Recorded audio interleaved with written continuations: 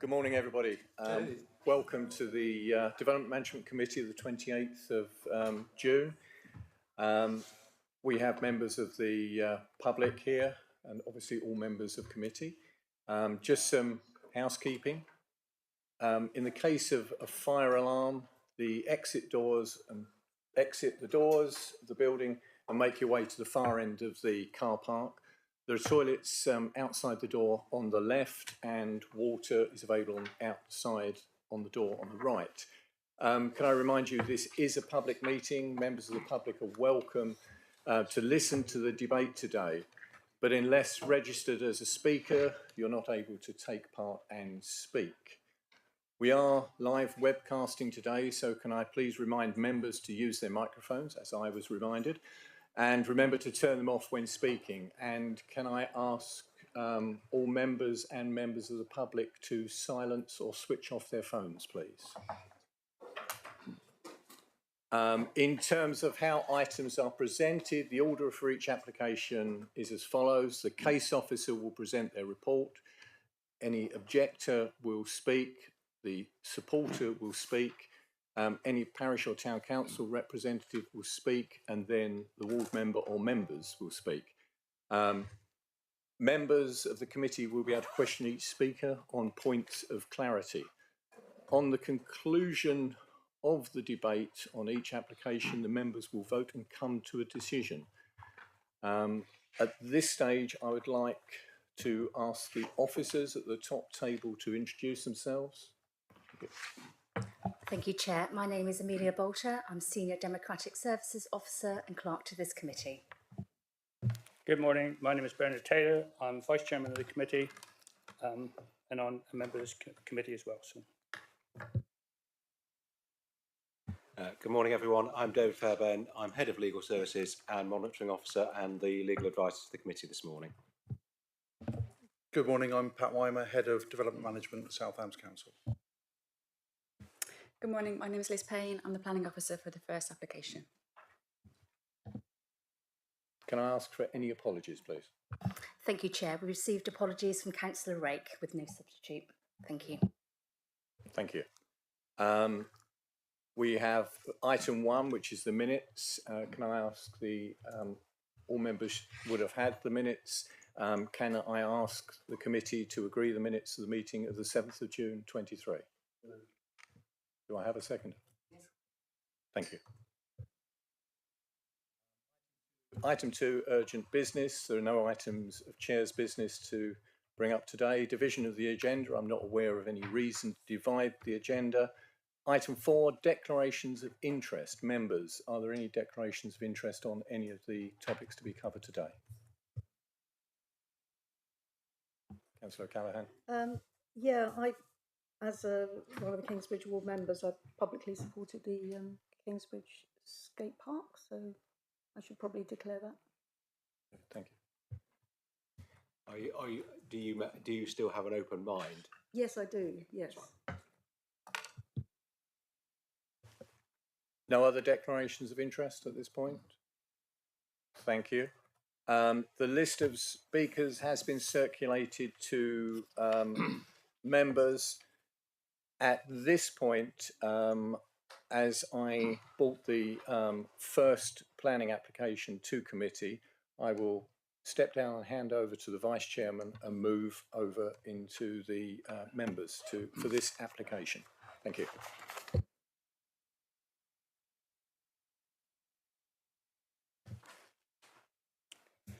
Right, good morning. Right, we take the first application and I'll call on the case officer, Liz Payne, to present the case, please.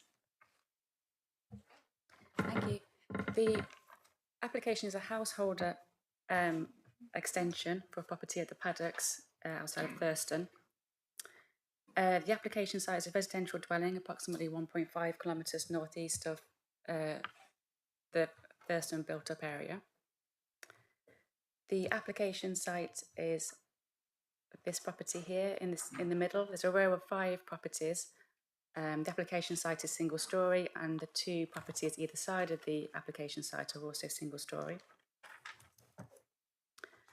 As it's within the rural area and outside the built-up settlement, policy TTV 29 of the Joint Local Plan supports the provision of an extension to an existing dwelling, so long as it's appropriate in scale and design to the setting of the host dwelling.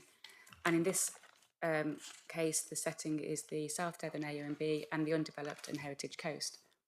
In addition, Thurston Neighbourhood Plan policy TP7 allows extensions that are subordinate in scale to the existing dwelling. And then there's further supplementary guidance provided in the supplementary planning document that gives an indicative threshold of a 50% increase in internal floor space is deemed to be an appropriate scale of extension, and applications that want to go beyond that threshold can be supported if there's demonstrable uplift in the quality of the built form, if the primacy of the host dwelling is not unduly diminished, and if there's no negative impact on the external amenity space of the proposal site.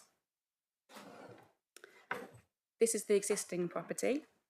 As you can see, it's a modest single-storey building. It's been extended to the side, to the front. There's a small extension to the rear, and there's living accommodation has been provided within the roof space.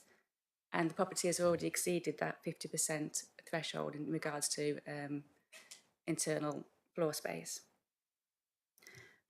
This proposal today seeks to raise the ridge height of the existing dwelling and then extend that raised ridge across over the single-storey side extension to create additional living accommodation in the roof space. During the site meeting, I was asked to provide further clarification on the extent of any changes to the footprint of the building. So I've put the existing and proposed plans side by side just for clarity. As you can see at the ground floor level, there's fairly minor alterations being made, mostly to this area here. The front extension is being altered and extended slightly, and there'll be a partially enclosed veranda running across the width of the property. There is also an additional pergola structure proposed to the rear. In total, the difference in floor space at ground floor will be 16 square metres increase from what's there currently to what would be proposed. At first floor level, the increase is greater. The extent of living accommodation in the roof space is restricted just to this area here. And the proposed scheme would see the first floor living accommodation being extended across the full width of the property. There'll be additional space provided in a dormer window to the front, and then there'll be an outdoor terrace area just here where my cursor is now. At first floor level, the increase is in the region of 75 square metres. The proposal also includes the consolidation of 3 existing outbuildings into a single garage building, which is here marked with number 4. The existing buildings are on the boundary, and then on site, ward members were asking what the distance would be from the new building to the boundary. The actual boundary line is here and doesn't run parallel to the building, so the distance will vary. At the north of the building here, the distance is in the region of 2 metres, and it was reduced ever so slightly to 1.7 metres at the southern end of the garage. And this slide shows the proposed front elevation, which is the south elevation at the top, and then we have the west elevation to give you an example of the proposal as it would be viewed from the side. The existing roof height is 6.8 metres high, and the proposed roof height would be 7.3 metres high. As most of the works are being contained within the existing footprint, there'll be no impact on the levels of amenity space, and the proposal has been purposely designed to remodel the house as opposed to providing a subservient extension, and therefore doesn't meet the Neighbourhood Plan Policy TPC7 or guidance within SPD in regards to protecting the primacy of the host dwelling. However, an assessment on whether there is sufficient uplift in built form to justify the proposal is required. Although the scheme has been, the property has been substantially remodelled, the pitched roof form of the dwelling has been maintained. However, the proposal includes a large, partially closed flat roof veranda, which would stretch across the whole frontage of the property, and then a very large, flat-roofed dormer window which dominates the roof space. The side view in particular here shows the stark contrast between the two halves of the scheme, with the traditional pitched roof extension set against the sort of flat-roofed, more contemporary-looking elements. And overall, the scheme looks discordant and not harmonious. The finished scheme would appear as a pitched roof property which has been extended in an ad hoc and unsympathetic manner, and therefore doesn't resolve the current failings of the existing visual appearance of the existing property. The size and the projection of the dormer window, and the fact that it projects onto the flat roof extension to the front, creates the impression that it's actually a two-storey building rather than being a single-storey building with living accommodation in the roof space, which would be out of keeping with the immediate surroundings as the property is sort of flanked either side by dormer bungalows. And in addition, the introduction of timber cladding on the residential building is out of keeping with the wider area, where you would expect to see timber predominantly used on outbuildings and agricultural buildings, as opposed to residential buildings. In addition, the glazing at the first floor level is quite large and includes full height sliding doors and windows. There's a cowl design to the dormer window, which would protect, obscure light spill above into the sides to some degree. However, given the size of the glazing and the fact that it's at height, it would likely disrupt the tranquility of this part of the AUMB and undeveloped coast. So in conclusion, officer's recommendation is that the design would not represent a sufficient uplift to the quality of the built form to justify the extent of the extension. The quantity of fenestration would not conserve the AUMB and the undeveloped coast. In addition, within the report, a refusal reason is given for the insufficient drainage details, although it should be noted that if the application were otherwise acceptable, it's likely that drainage details would be able to be resolved during the life of the application.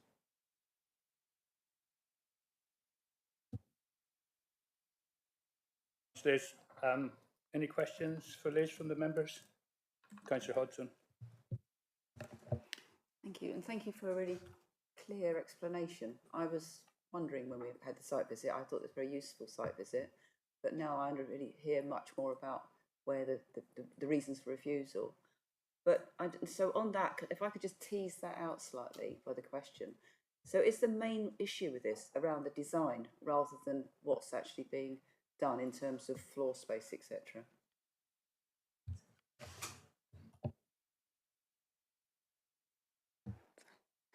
Yes, I think it's the design is the key issue. I think the SPD does allow for exceptions to the 50% threshold in certain circumstances. So I think an argument could be made for an appropriate and well-designed scheme. There is potential for that to be acceptable, for an extension of this size to be acceptable, but it would have to have the right design to justify it.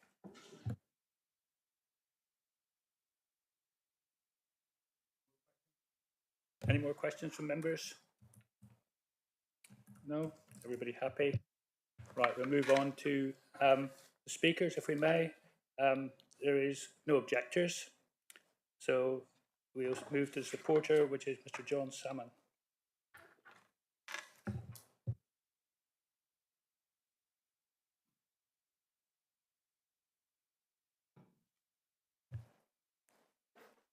You have 3 minutes when you're ready, and you'll get a buzz when you've win the 3 minutes, Rob. Okay, thank you. Thank you. I'm John Salmon. I'm a planning consultant representing the applicant and the architect. So the Paddocks is a dormer bungalow. It's not single storey, and neither is the property on the right of it, which is also a dormer bungalow. There's a varying row of heights and styles in this location.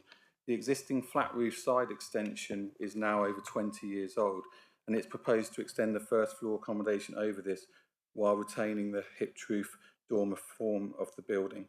The parish supports the application and there's no objections. The officer considers that the proposals are contrary to certain policies, believing they do not result in an uplift in design. However, we believe they comply with policies, achieving a high quality and highly sustainable upgrade to the existing building.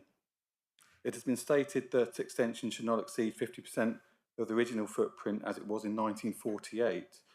However, policy TTV 29 of the local plan simply asks that extensions are appropriate in scale and design in the context of the setting, while policy TP7 of the Thurleston Neighbourhood Development Plan relates to replacement dwellings and extensions and states that the original dwelling should mean how it was on the 31st of March 2018, which would include the existing extensions. The policy allows a 25% increase for a replacement dwelling, but we are not asking for a replacement dwelling, but a more sustainable option of improving an existing structure. The internal accommodation at ground floor level will not noticeably increase. In fact, if you exclude the open veranda, it will reduce by 3 square metres.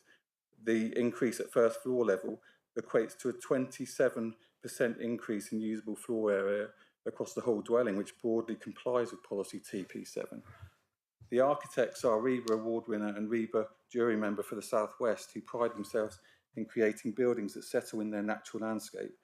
In the context of current climate emergency, the proposals enable the switch away from oil with air source heat pumps, solar, and the upgrade of thermal insulation. The design facilitates the move from current energy efficiency rating E to rating A. It is understood that in assessing whether the extensions provide the desired uplift in design, consideration should equally be given to sustainability and not just appearance.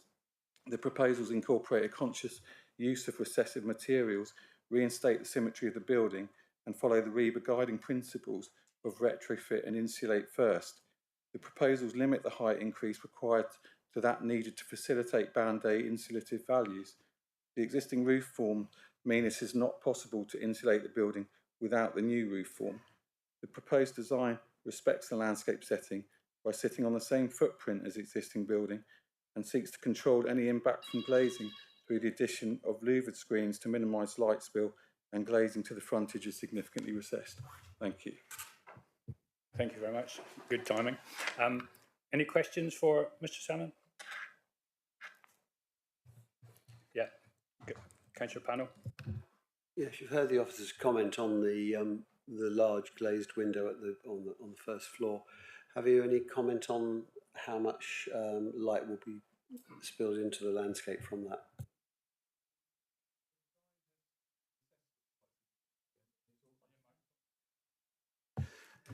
Yeah, the design has considered that in the recessed nature of the glass and the fact it's enclosed with also the room at the front there breaks up that, so it's not like one big expanse of glass. But there's also the option of considering, the type of glass that's going to be installed. They can have different reflectivities and control the amount of light that's emitted as well. Yes.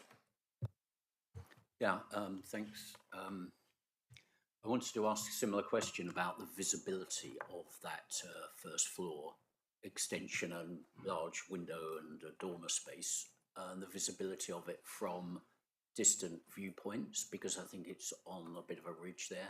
Have you taken, I think it was mentioned in the officer's report, have you taken any account of that in preparing the design? Thank you.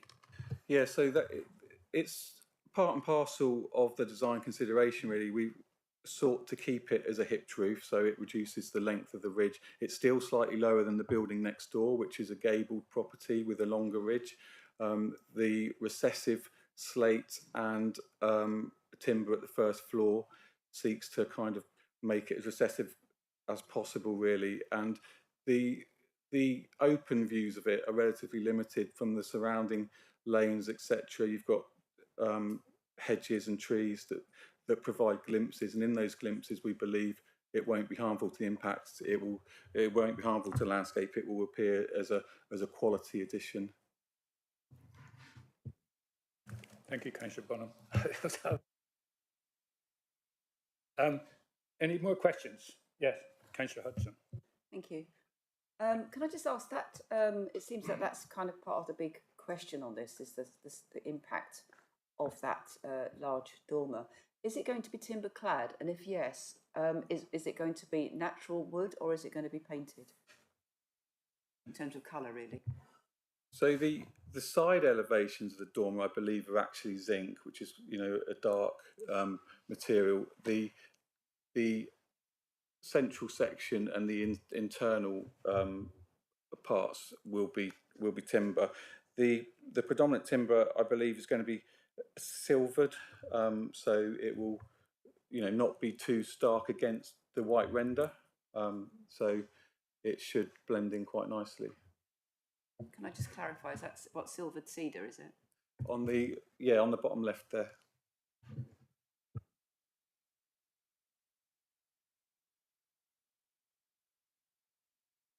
Any more questions? No? Well, thank you very much, sir.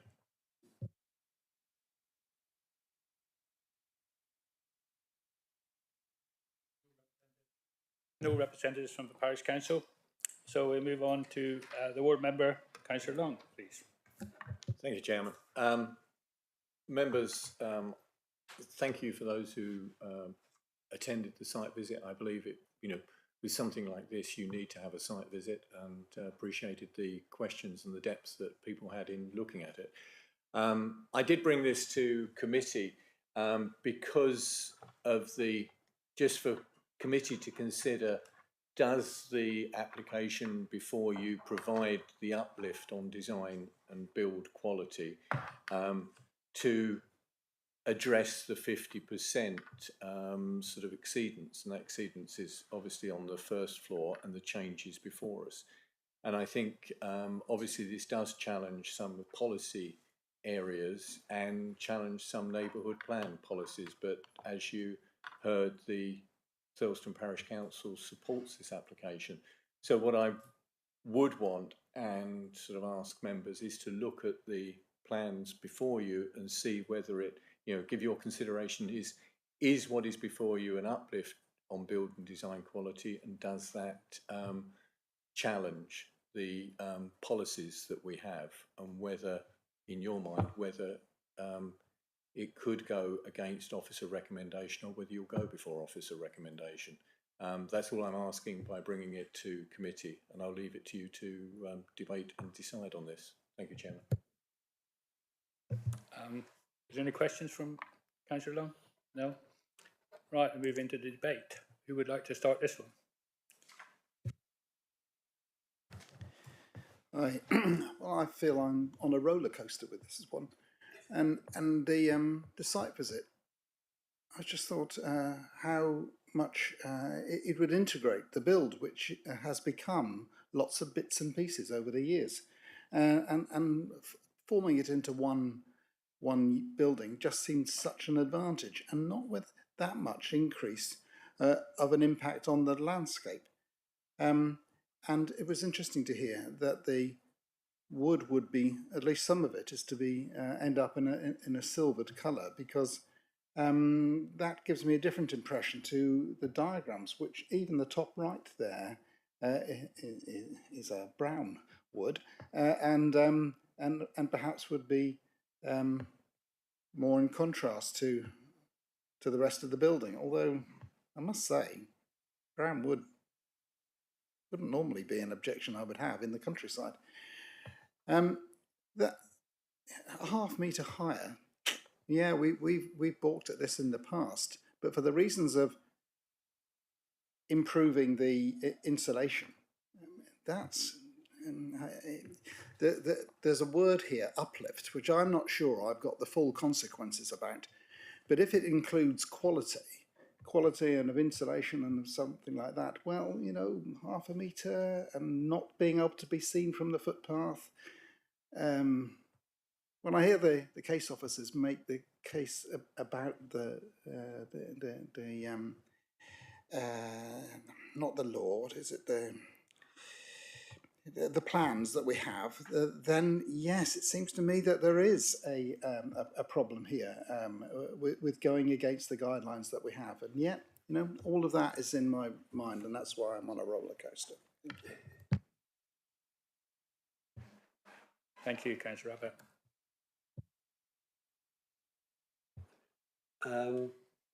Yes, like Councillor Abbott, I was in two minds before I went on the site visit. I think overall, the design incorporates what is a rather messy layout of building at the moment into something that's more homogeneous and I think better to look at. I'm not too concerned about the ridge height. This is a building that's set well away from others. There's a lot of space around it. The only real concern I have is about the windows that the officer has mentioned. If we were minded to approve this, could we condition what type, as we heard Mr. Salmon say, could we condition what type of glass is used so that light spill is reduced to the minimum available? Okay, Councillor Hodgson. Thank you. Yeah, I think like others, I'm probably quite torn on this because it's a difficult one when, you know, when things are kind of on the edge, if not overstretching our policy. But at the same time, I would be happy to move approval against a recommendation if we could condition that rather than zinc cladding on the side of that dormer, it was actually the silvered wood as has been described for elsewhere, because I think that would minimise the impact. What I do recognise is the need for, well, apart from the fact the benefit of actually increasing a property of this size downstairs, actually increasing its upstairs so it can accommodate more people to live in there, which are, you know, more bedrooms, etc. But also I recognise that if you're starting to put air source heat pumps in, you do need more space upstairs to allow for ventilation, more air, you know, sort of airiness around you, because otherwise it can be, you know, one of the worst things about when you start going towards passive house standard is that often they overheat. So, and especially with all this extra glazing, which of course is on the south side, so it's allowing far more input of passive solar, which is positive. In terms of the A&B, I think what we saw on the site visit was that there was quite a good screening generally around, and good screening around on the setting of this. It's got a lot of its own land, and on that basis, as I say, I am prepared to move approval, provided we could condition that rather than the zinc on the side of the cladding, we could actually condition timber. Before I come to, yes. Can I ask the officers whether that is a condition or would be a change in the application? Because I think that's a significant factor. I think changing the construction material there is more than a condition, but the officers may have a different view. Can I bring in Mr. Weimer now, please? Okay. Councillor Panel is correct. It would not be possible, in my view, to impose a condition that says it should be a different material than what's shown on the approved plans.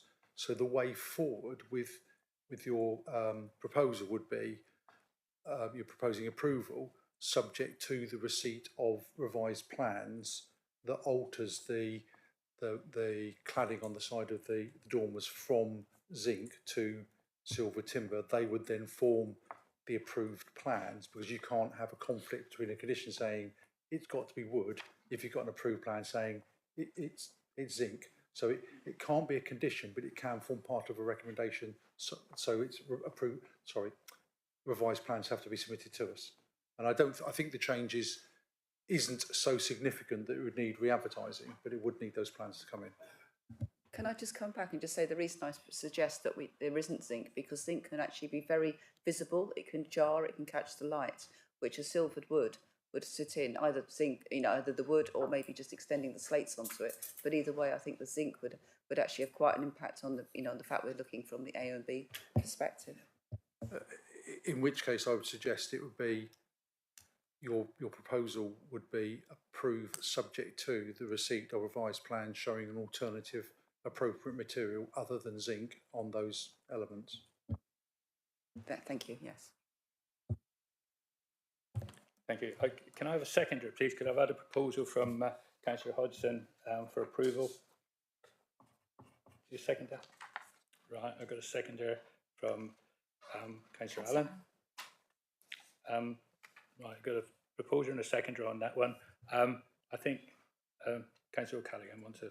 Yeah, I just wanted to make a comment about the glazing. I did have some concerns about the light spill, the first floor. It's in the AONB undeveloped coast sensitive area.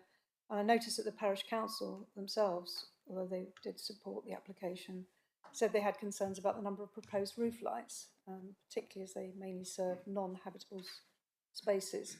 So in the light of that, is there anything that we can do to condition glazing, those concerns, or would that just mean that you would oppose it? We certainly wouldn't be able to put any. Thank you. We wouldn't be able to put any condition on that reduces the amount of glazing, because the amount of glazing, if it was approved, the amount of glazing is as demonstrated on the plan. So I think if we're talking about the quantum of glazing, then no, we couldn't deal with that by a condition, because that's what's in front of you to determine. I honestly don't.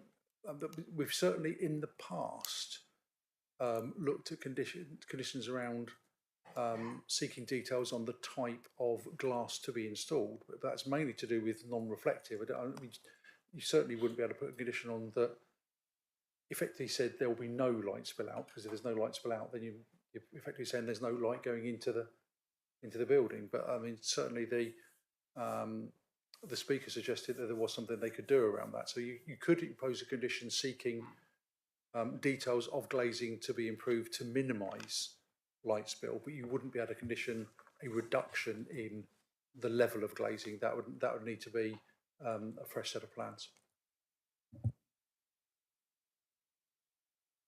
Right, Councillor Long, would you like to come back? Thank you, Chairman. Yes, I'm pleased to hear, and I think Councillor Hodgson said a lot of things that I would have raised as well. I think with regard to the glazing, we have conditioned before for reduced emissive glass, sort of that's taken it down, reduced it by 20 or 25%.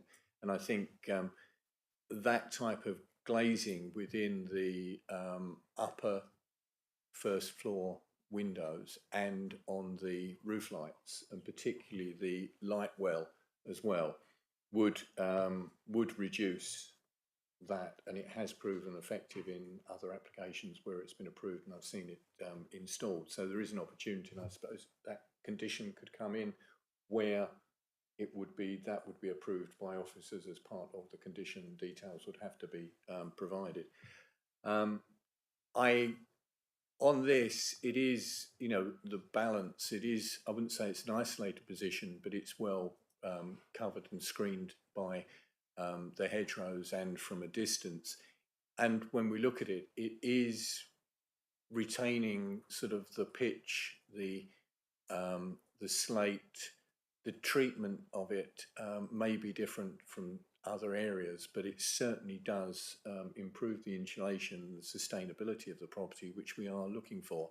And I think we all recognise that to get that level of insulation in the roof, having seen the property, the roof line would have to be raised. And I think what we are seeing there is a building of its time, but one that sits, I believe, quite well within the landscape. So I think it does address a lot of the concerns that may have been had, and the parish council does support it, or did support it, with the ridge height being extended, even though it was contrary, because one of the comments, if I can say it, considered the extension was proportionate and appropriate in the location. The overall character and appearance of the existing property would be improved. And that comes under their neighbourhood plan policy TP 1.2. And they felt that the materials were welcomed, as were the recessed windows on the first floor, designed to reduce light spill. And obviously recognising the position that it does there, they did have a concern about the glazing and the roof lights, and I think if we condition to reduce emissions, I think that would cover that. And I'd say that what we're, this is a balance in the fact that we are seeing a property being improved to meet today's standards, and it is, the existing property is a bit of a mishmash and with a large flat roof extension. So a rather minimal flat roof sedum roof at the front, I find sort of relatively acceptable, and the roof terrace is not a terrace, it's a small veranda off of the first floor. So all in all, I think this is a building which will sit well. Thank you, Chairman. Thank you, Councillor. Councillor Bonham. Yeah, thank you, Chair. So I do tend to agree with a number of the points that the officer made, quite honestly, and I'm not 100% sure that changing the side of the dormer would solve some of the questions in my mind. In terms of the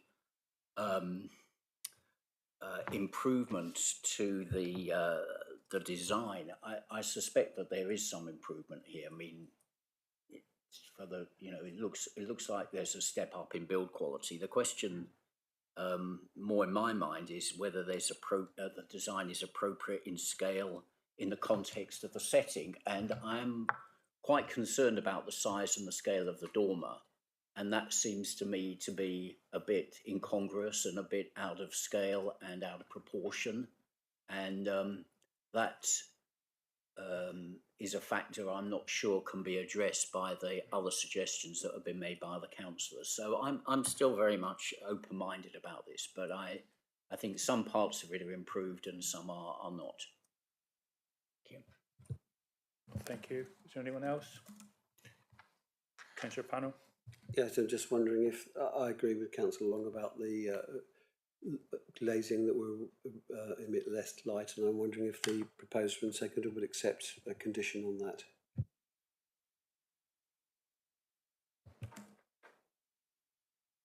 Mr. Weimer, you want to come back on this one? I think that just for clarity, for any vote, I'm comfortable that there is a condition. I think there are potentially two alternatives, because we've already got a condition on, or the proposal has got a condition regarding. It hasn't got a condition. The proposal is already around the submission of revised plans to deal with the zinc issue.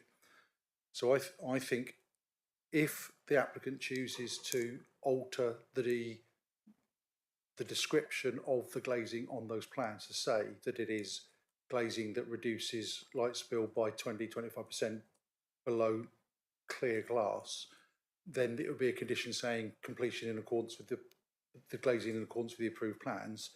If they choose just to change the details on the zinc cladding element, then it would be a condition around prior to the installation of any of the new glazing, a detail shall be provided to us of the glazing to ensure that it's that reduction. So it's either a compliance condition because they've changed the plans, or it's a condition seeking those details on the as a formal condition. So it would be an either or, and as the plans when they come back in would be subject to consultation with Vice Chair, Proposer and Seconder, so you'd see what those conditions would be. But I think at the moment we could probably give them the opportunity to change it. But just for clarity, are we talking about all glazing or just the first floor? Because I think it was Councillor Long that said that he was more concerned about the first floor glazing rather than all. It would strike me that it would be a little bit unreasonable to put it on the ground floor, given the extent of glazing on the ground floor at the moment, but it would be appropriate with the additional glazing in the first floor.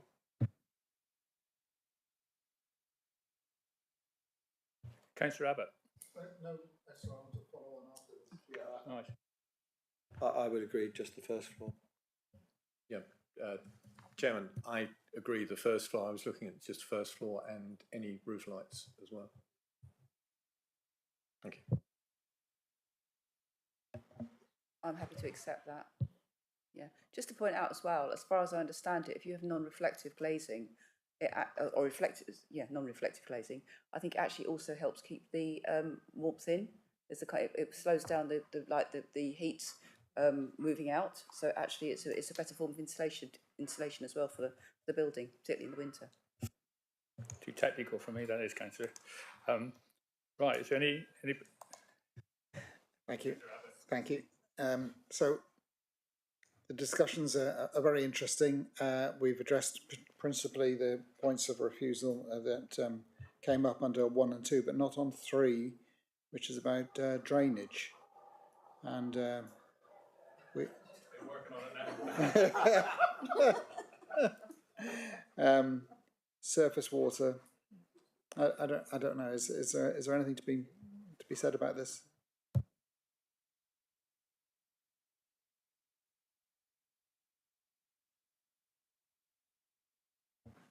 I'd become given the extent of land ownership with not just the residential curtilage but the paddock next door.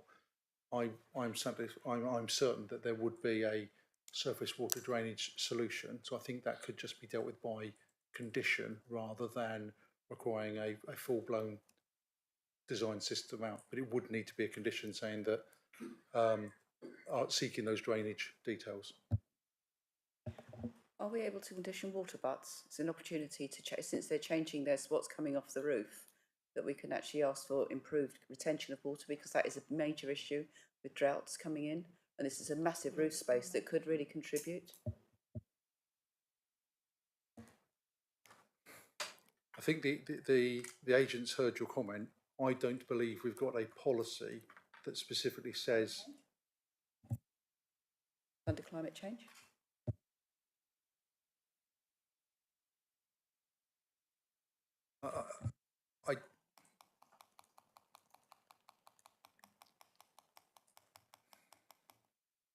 I'm not aware that we've conditioned they must install water butts previously.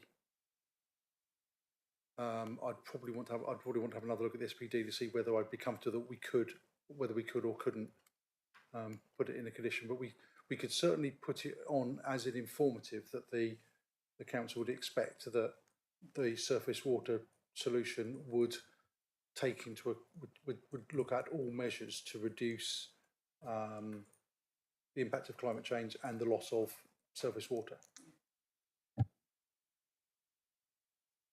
All right, anyone else? Right, we got a proposal with a condition that a change of the cladding from zinc and also to look into the drainage.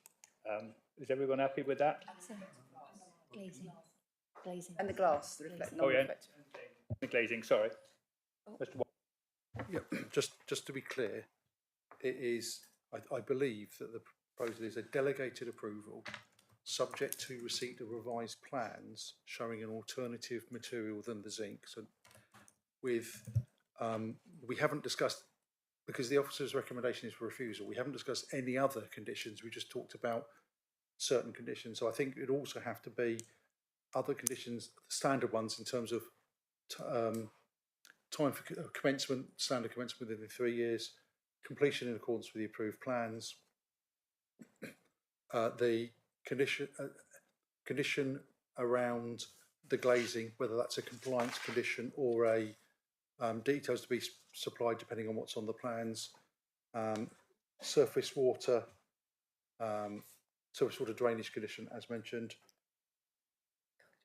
and a condition that the works are carried out in accordance with works are carried out in accordance with the ecologist's report that was submitted by the applicant.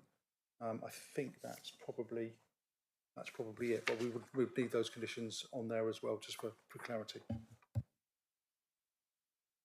Chairman, I think, if I may have a form of wording, and apologies.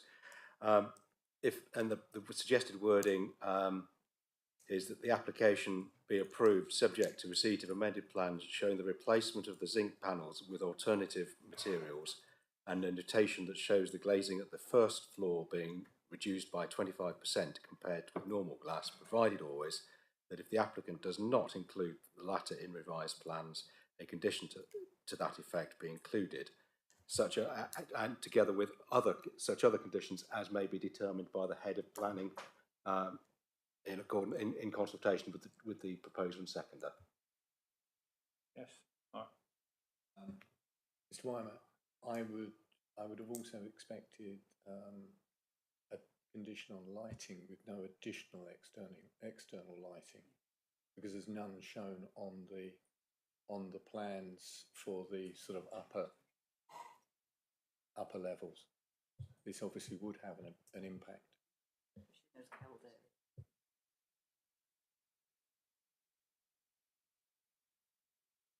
I don't think you can, because at the moment, because you can't take away PD rights when you're approving an extension to a dwelling, because the dwelling's already there with PD rights. So I don't think you can put a condition on saying no additional external lighting, because they could do that now with the dwelling, and what we're approving is an extension to that dwelling rather than a new dwelling. So I don't believe you can effectively take away PD rights on an application for an extension.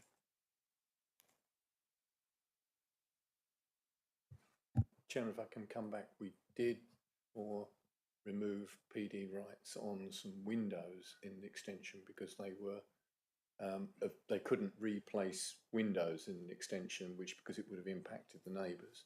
And I'm just thinking this is the same. This is elevated position. I think it would be reasonable and lawful to impose a condition saying no external lighting placed on the approved extension, but I don't believe you can go further and say no external lighting within the grounds, because I think that's a step too far from what the application is for. So if, for argument's sake, there is an extension and you want to control no additional windows in that extension, then it clearly relates to the application in front of us, and you're not looking at the permitted development rights for the entirety of the property.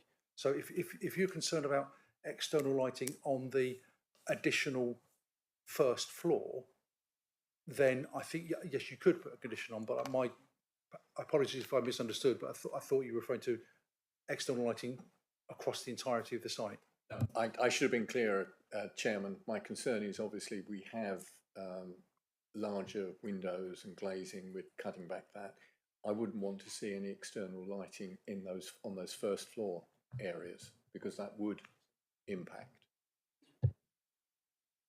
In which case, I believe that members, I believe it would be acceptable, lawful to impose a condition saying no external lighting on the approved extension, because that's quite clear and precise and relevant to the development in front of us, and not affecting the rest of it. So yes, that would be, I believe, a lawful condition.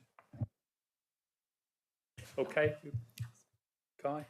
For clarity, I just wanted to confirm the alternative material to the zinc, which might be timber, but presumably you would be prepared to look at other materials, because that's what it says, which would have the same effect of dulling down that. I mean, it might be lead, it might be copper, whatever comes forward that has to be agreed by the planning officer and the proposer. Councillor Hodgson.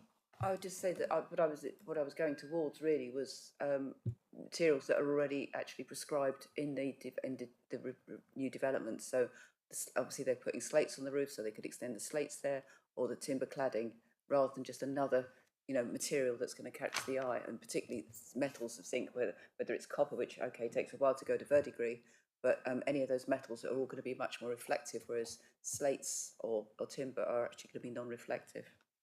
Bearing in mind the AONB.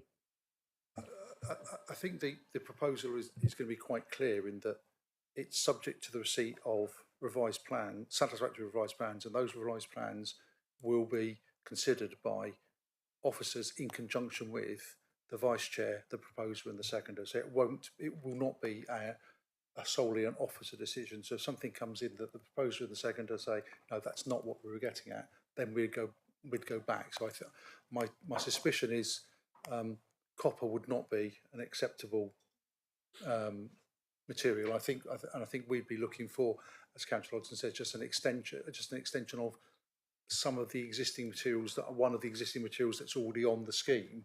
So it just minimises that that jarring of lots of different materials. Okay, anybody else? I think we've all had a good airing on this one. So we can now move to the vote, if we may. We got a proposal for approval. Those in favour, please.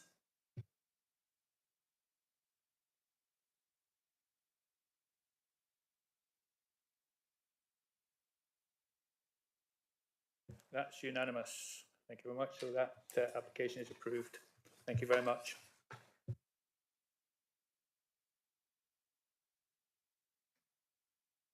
Chairman, could we have just a 2-minute break? Yeah, we're having how big a break do you want? Say 5 minutes. Guy, you want one as well for Sarah Shore?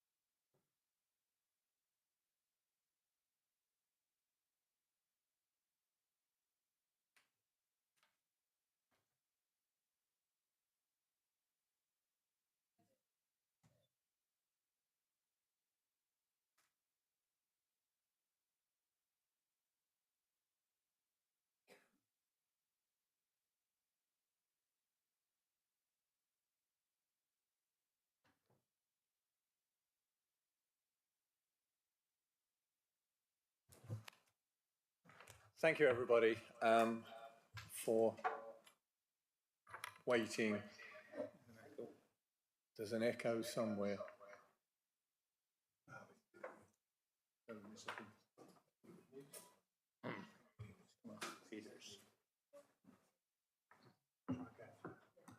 Right, welcome everybody.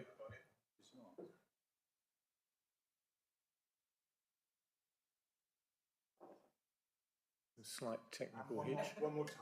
We've got a slight technical hitch. Right, that's been dealt with. Right, thank you everybody.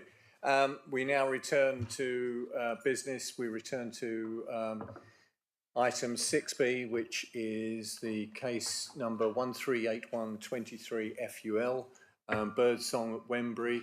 The case officer is Peter Whitehead. Peter, if I can hand over to you, please. Thank you. Thank you, Chairman. This application is being reported to committee because the applicant is related to a member of staff. Application site sits at the southern edge of Wembury. It's a triangular shaped site, as you can see here, wedged between Clover Cottage to the northwest and 6 Hawthorne Park Road to the east. This is Google photograph. You can see the site down towards the bottom left-hand corner. At the time this was taken, the site was overgrown. It's now been cleared, as I will explain. So this is the application site as we see it. It's important, I think, to make clear that the site already benefits from planning permission for a 3-bed dwelling, and the application before you today is also for a 3-bed dwelling, which is of slightly different design and slightly different siting. If you can pick out, quite faint, but there is a blue dotted line which shows the footprint of the dwelling that was already approved by this council in 2021. That is a live permission which is still capable of implementation, but you can see that there is a blue dotted line there which shows a sort of L-shaped dwelling. As it is shown now, it is slightly twisted around to the south relative to the approval 2 years ago. I think you might need to,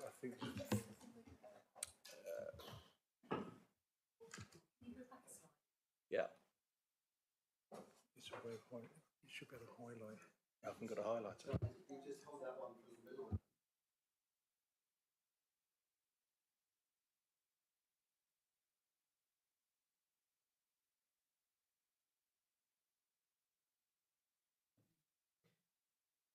Members, can you see the cursor? Sorry, apologies, I don't appear to have a highlighter. If you can, but if you can follow the cursor there, so the footprint of the dwelling as approved is broadly as I'm showing with the cursor. So in essence, councillors, the siting is broadly as has already been approved. Within the footprint of the existing approval, but the orientation of the dwelling has twisted around slightly to the further to the south for 2 reasons. Firstly, to maximise passive solar gain, which I think has been mentioned in another application, and also to improve the performance of the PV array, which is on the southern roof slope. The other point I think I need to make clear with regard to the comparison between this scheme and the scheme that's already been approved is that the site is slightly larger. If you can see again on this drawing, there is a red line which runs broadly as I'm showing with the cursor there. So there is a little bit of extra land in this application site that wasn't in the application site previously. That land falls within the undeveloped coast. And it's important, obviously, because that has other policy implications. It's been included in this application site by the applicants in order to offer increased biodiversity net gain. That site, that sliver of land will not form part of the domestic garden of the property. It will be set aside as a wild meadow and will also include a little wildlife pond, again, just to the left-hand side there where my cursor is. So that will not form part of the domestic garden. And the officer's recommendation includes a specific condition that makes it clear that that land does not form part of the domestic garden and cannot. These are the elevations of the property as proposed. In terms of scale, bulk, massing, the proposal is broadly as already approved. In actual fact, the floor area internally is actually smaller, but in terms of massing and height, it's broadly the same. It's certainly no larger. In fact, it's slightly smaller. The overall height of it, if you can see the dotted blue line, is exactly the same as the approval. The materials palette, again, is the same as approved, with walls clad with render, timber cladding and a slate roof. These are the other two elevations.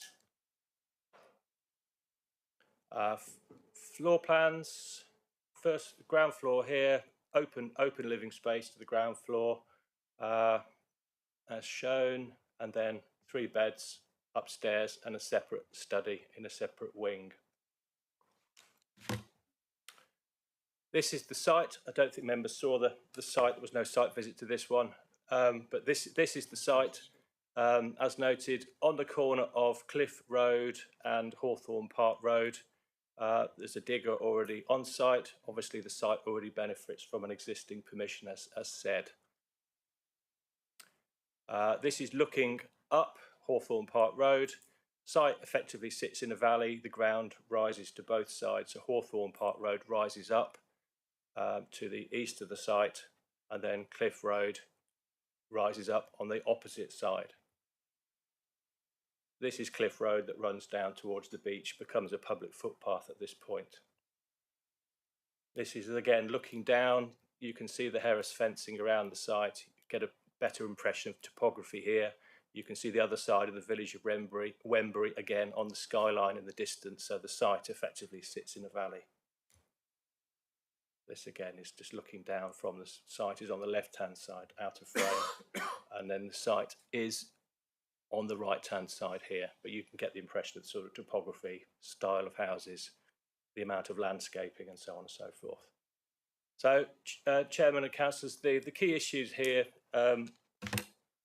effectively, the principle has been established by the existing permission. In the view of officers, in terms of design and impact upon the AONB, effectively, as I say, there is an existing permission. The dwelling is broadly the same in terms of its appearance and scale as the existing permission, and officers do not consider, therefore, it has any increased or different impact upon the AONB to the scheme that has already been approved. In terms of residential amenity, certainly our view is that it's an enabling scheme, complies with all your standards, doesn't overlook, provides privacy to the adjoining dwellings, and so on. With regard to the impact on the undeveloped coast, as I say, whilst there is a slither of the application site within the undeveloped coast, that land will not be developed, and I think it's important to make that clear. It is included insofar as it will provide opportunity for biodiversity net gain, and a condition is imposed or recommended to ensure that it does not form part of the domestic garden of the property in the future. I've got 2 updates to the reports published. First of all, we've received an additional letter of representation which objects to the application. Grounds of objection refer to the fact that planning permission has previously been refused to develop this site a few years ago, as it was too small for a dwelling, the loss of a Devon hedge, and issues relating to site ownership, access, and a right-of-way across the site. Chairman, whilst it is true, and it's set out in the report, that planning permission was historically refused, planning permission has, as I say, now been granted for a dwelling on the site more recently, having regard to the policies of the extant joint local plan. With regard to access, as noted, the access is located towards the front boundary of the site. I'll just show you. So the access is proposed onto Cliff Road here, to the northwest corner of the site,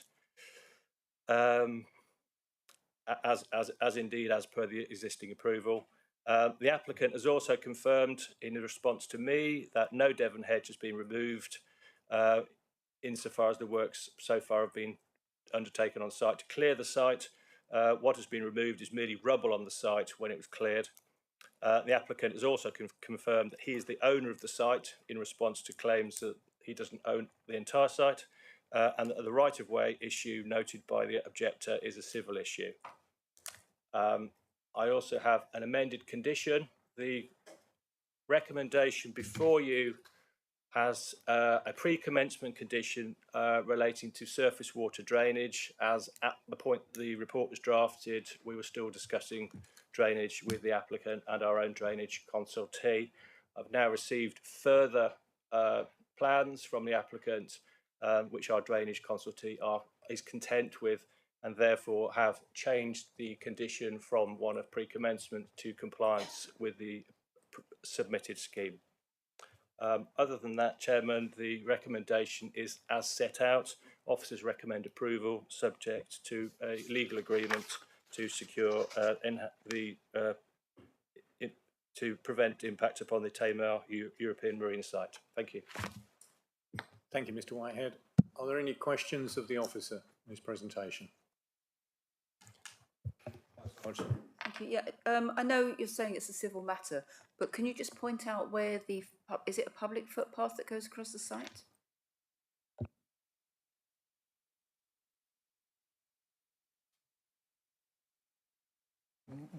Peter will clarify. My understanding is it's a private right-of-way, not a public right-of-way. Yeah. If there are no other, Councillor Bonham. Yes, sorry, just from my understanding, I think it's in paragraph 2.3. So how does this application and the previous one comply with DEV 25 to conserve and enhance the natural beauty of the protected landscape? Is there some consideration of that? Thank you. I can probably answer that because I was pretty sure I was on the committee when the previous, I was at the committee when the previous application was considered. The application was considered and approved after members of the previous committee did attend a site visit, and there were some, I think some of the members here who did go, and at that time the officer and committee considered the impact and considered that the impact was acceptable on the area. That permission does exist. My personal view is it would be impossible now for members to go back on a situation where the consent actually exists and can be developed out without any issues whatsoever. Thank you, Mr. Wyman. Thank you. If there are no other questions, we do not have an objector to this, but we do have a supporter. Mr. Stewart, would you like to come forward? Thank you. You have time to sort of get settled. You have 3 minutes, and if you can, thank you. Hi. Yeah, so I'm Dan Stewart. I'm the applicant. Yeah, so further to what Peter said, one of the other reasons for reorientating and moving the dwelling across a bit was also to provide a better and more sustainable drainage system strategy. Previously, the previous consent relied on using the public surface water on Church Road, so this gets away from having to do that. So that's obviously a positive, I think. This revised design as well is also, I think, a significant improvement on what we have approval for at the moment, both in terms of sustainability. The previous one was passive house design. This one was passive house plus, which is effectively net zero. So it's more sustainable and hopefully lower cost to run. So the design is pretty much the same in terms of materials. We just sort of split things apart to make it a bit easier and cheaper to build, which is obviously in the last few years the economic climate has had a big impact on things. And also, it now also responds to the climate emergency planning statement, which wasn't in effect in the last application, and is now in effect. So, yeah, it's what we've tried to do is basically, as hopefully this will be our forever home, we've wanted to take the opportunity to get it right, and we got the permission for the first one, and we thought actually no, let's just go back and try and make this better on as many fronts as possible. And including the strip on the bottom, which will be the kind of buffer between the kind of the village of Wembury and the wider landscape, which I think is it's nice to do. But hopefully that can kind of be used as a bit of an example for other developments on the fringes of villages and things. So that's it really for me. Thank you, Mr. Stewart. Any questions? No questions? Thank you. We don't have any comments from Wembury Parish Council nor from the ward members. Can I then move into the debate, please? Councillor Panel. We've had a good presentation. We are aware that planning permission already exists on this site. Some of us went to the site visit a couple of years back and were part of the decision-making process then. That house can be built out, and looking at the report, there are a number of improvements and benefits that ensue from if we approve this revised development. Certainly the extra strip of land, I think, is a plus for biodiversity. The slight change in the actual design of the building itself, it says it breaks it up and makes it fit in better with the local vernacular. And the drainage solution is more sustainable. I would therefore, I think I'd be prepared to propose approval. The seconder.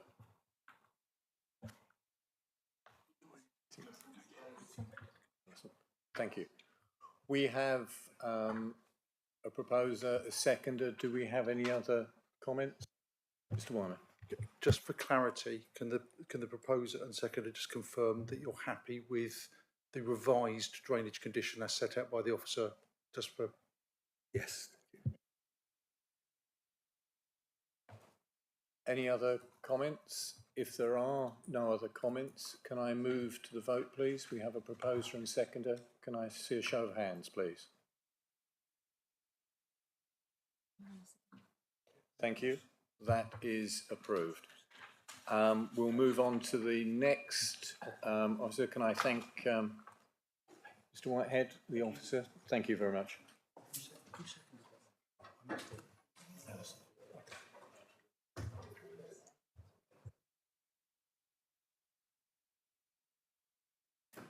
We'll just wait for the officers to change over. Thank you.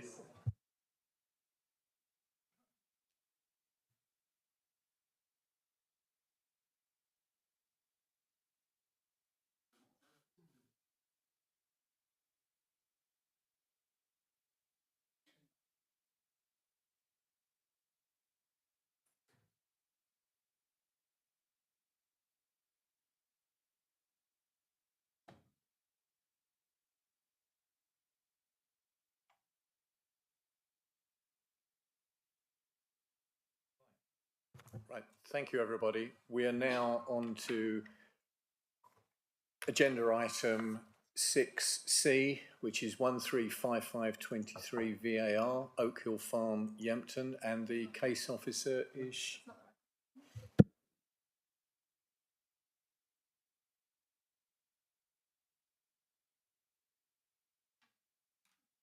Sorry, there's clearly a mistake in the officer's front sheet. The reference number is 1355 and not 1381. 1381 was the previous application. I know I get things wrong occasionally, but... It's a great start. And so do we, Chairman. That reassured me. Right, we now move to the planning officer, Ms. Harahane. If you can please present your report. Thank you. Thank you, Chairman. So this application is a variation of condition at Oak Hill Farm at Walston, just outside Yampton. So just to give you an idea of the site, we've got the map view, the aerial view. The site's circled, but I'm aware this doesn't really give you much of a context of the site. So just as a wider view, the site is where the red dot is, and then we've got the A38 across here, about a mile north, and then the A379 from Ermington to Yampton, about a mile to the bottom. So just for reference for members, this application isn't considering the stables that I'm going to talk about. They've already got permission, but just so that you are aware of the site, context and the layout and the position of the stable building. We've got the farm here, access from the road along here, and then the stables here. So in May 2022, so last year, permission was granted for change of use of land to equestrian use and the erection of stables. A condition was put on the permission which restricted the use of the stables for the personal use of the applicant or the owner of Oak Hill Farm only, and not for any commercial purpose. So I think it's important for members when they're considering the proposed variation to condition of the reason that this condition was put on. So the reason was to justify the need for this development in an unsustainable countryside location.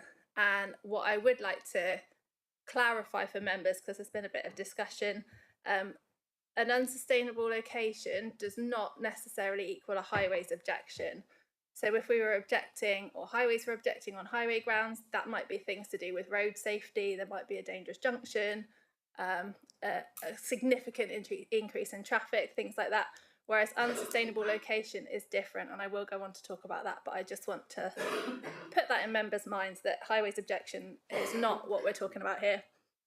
So the condition that the applicant has proposed is to change that original condition so that the new condition would be that the stables and land will not be used for business or commercial use, but can be used at the invitation of residents for local people within a 7-mile radius of the property. This has been, as I say, this is the condition put forward by the applicant, so the significance of 7 miles, I'm not sure of, that might be a question for the applicant. So policy context, I'm going to apologise, this is going to be a very policy-based presentation with not a lot of pictures, which I try and avoid normally, but apologies for that. So TTV1 sets out the settlement hierarchy, got the main towns, smaller towns, sustainable villages, and then everything else in Tier 4, which is the small hamlets, the villages, and the countryside. So this site is in Tier 4, it's in the countryside, and TTV1 says that in Tier 4 sites, development is only permitted where it can be demonstrated to support the principles of sustainable development. So what do we mean? Sustainable development, we've got 3 strands of sustainable development. There's the economic strand, the social strand, and the environmental strand. They're all sort of interdependent, but when thinking about whether development is sustainable or not, officers use these as our starting point. So in terms of economic, the proposed condition still wouldn't permit any commercial or business use, so there's no economic benefits to the proposal, to the wider economy. It wouldn't contribute to maintaining communities, things like that, so not an identified social benefit. And in terms of environmental benefit, obviously you've seen the position of the site. It's not somewhere where we would typically be directing development or wanting people to be making journeys to. You know, the nature of where it is, and also the fact that it's stables, people are unlikely to be using public transport to get there. So potentially we could be having people who are using the site at the invitation of the applicant travelling up to 7 miles each way. You know, if they've got horses there, it could be daily. You know, we couldn't control how many times people were travelling there. So the proposal fails to contribute to any of the objectives which make up sustainable development. So as I said, I've already put this up once, but just to put it into context, so allowing the condition to be changed so that people within 7 miles of the property could use the site would mean that anybody within this yellow circle could go to the site. So I think that just puts it in context. So, you know, potentially you could have someone 7 miles to the north, 7 miles to the east, all driving to and from these stables all the time. And that's, again, not supporting the principles of sustainable development that we're trying to achieve through the JLP and obviously in the NPPF. So just as a summary, the stables were only granted permission in May 2020, so not a lot of time has passed before the applicant is now seeking to remove the restriction on the use. The original condition was imposed due to the unsustainable location of the site, and there hasn't been any change of circumstances which would now justify amending the condition. And just to reiterate, unsustainable location is not a highways objection, and the recommendation therefore is refusal. Thank you, Ms Harrowhane. Any questions of the officer? No questions? Thank you, everybody. If we have no other questions, thank you, Ms. Harahane. We'll move on to the objector, Sally Hoppins.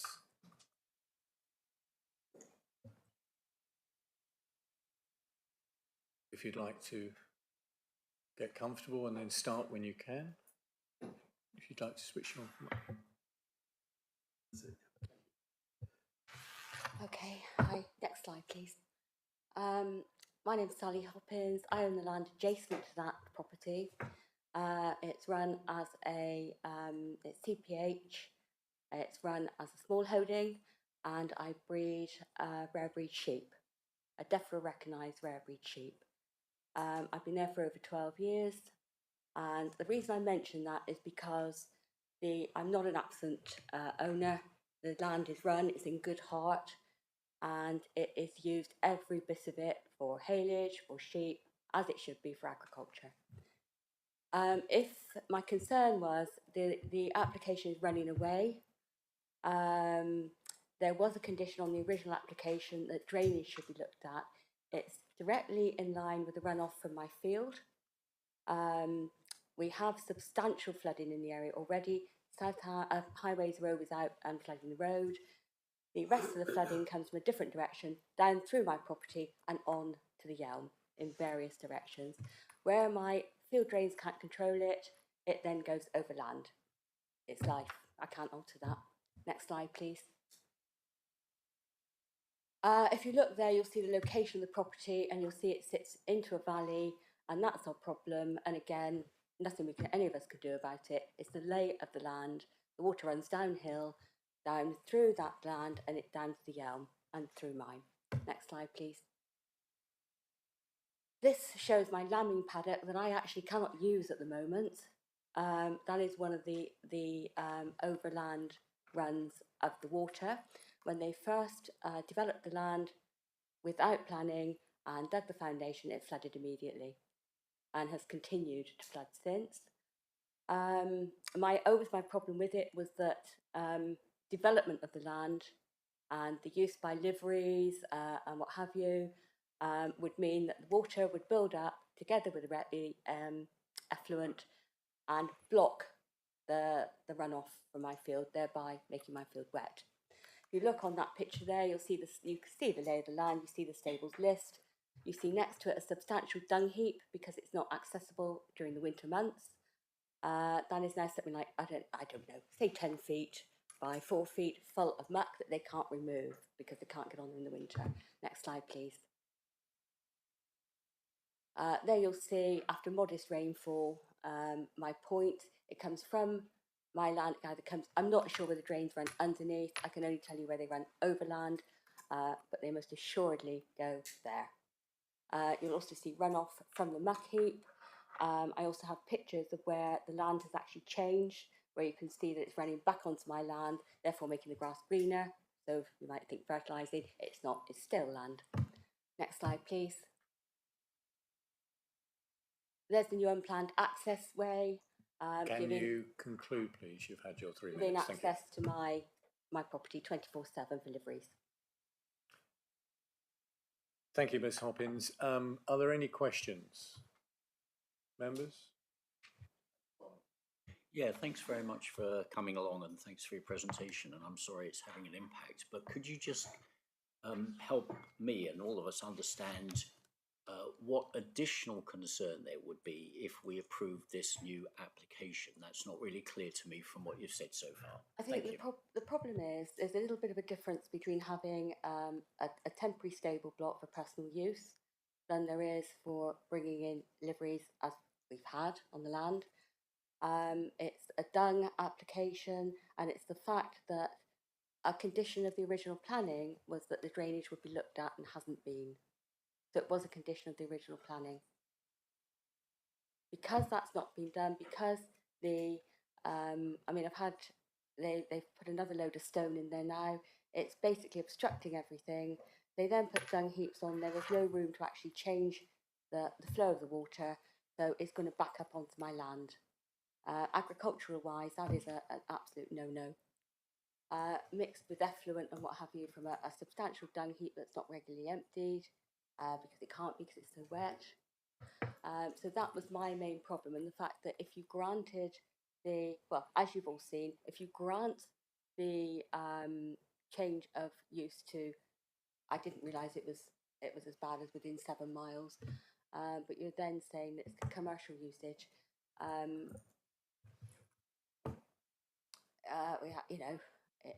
Thank you, Ms. Jobbins. What can I say? You said, does that answer you? I'm severely impacted. Thank you. Any other questions? Councillor Hodgson. Yes, sorry to just tease this out. So essentially, are you kind of saying that what this variation that we're being asked for is actually effectively retrospective, that a lot of those impacts that you would anticipate from us passing this permission are already being experienced by you, because there's some of that, albeit not commercial, but the impact is already there because of they're still not sitting within their planning permission as you see it. Yeah, I mean the impact is still there. It was clearly stated that the drainage would be looked at, and that basically means that somebody needs to look at it with some degree of knowledge, of which I'm not. You know, I can only see it running towards there. I don't know what size drain it needs to move it, but I can only see it moving towards it.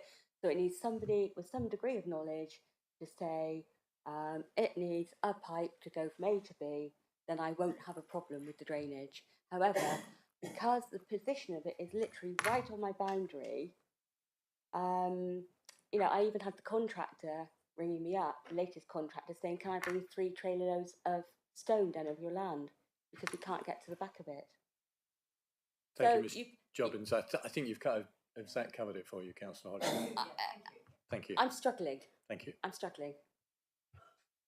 Any other questions? If not, thank you, Ms. Jobbins. Appreciate that. If you'd like to switch off, thank you. Right. The next person to speak is Rachel Wilson, supporter. Thank you. If you'd like to get settled and then switch on your mic. You have 3 minutes. Thank you. I'm Rachel Wilson. This is my land, my farm. Anyway, I'm just going to read through this. I'm quite dyslexic, so I find this quite stressful. The Elm Valley where we live has always been locally known for its equine routes. We have 5 acres of a very restricted entrance, which is what this slide's trying to show here. Agricultural vehicles with attachments cannot make it in or out. They'd have to go through our neighbour's land, and this is not very practical, ideal, guaranteed, and it doesn't seem very green. We have formed lots of relationships with people over the years, and subsequently we had arrangements that their horses could graze that land, and we could share the riding, caretaking, when they could rest their land, and even our paddock could be naturally grazed. And this worked out for everybody involved. But with an eye to improve the land management after COVID and the beast from the east and things like that, we split the paddock into 3 parts. The lower paddock we wanted to leave as a meadow, and we only graze this in late summer because we wanted it to pollinate and for the plants that we put in there to seed. The middle part, which is the main area for grazing, and the top part, which we reclaimed from our garden, which is where the photos already showed, and next slide, please, is where we asked for planning to put this simple stable to give some shelter for anyone using the land and a place to store feed, tack and equipment. With no experience in planning, I went via a consultant and they said that this would be really straightforward. The objective was simple: build a stable within our property boundary, formalising its equine non-commercial use. Approval was granted and everything continued as normal until we were informed that there was a condition attached which meant our neighbours, friends and even family could no longer use the paddock. Even a young lady that was staying with us for 6 months couldn't keep a horse there because it wasn't mine.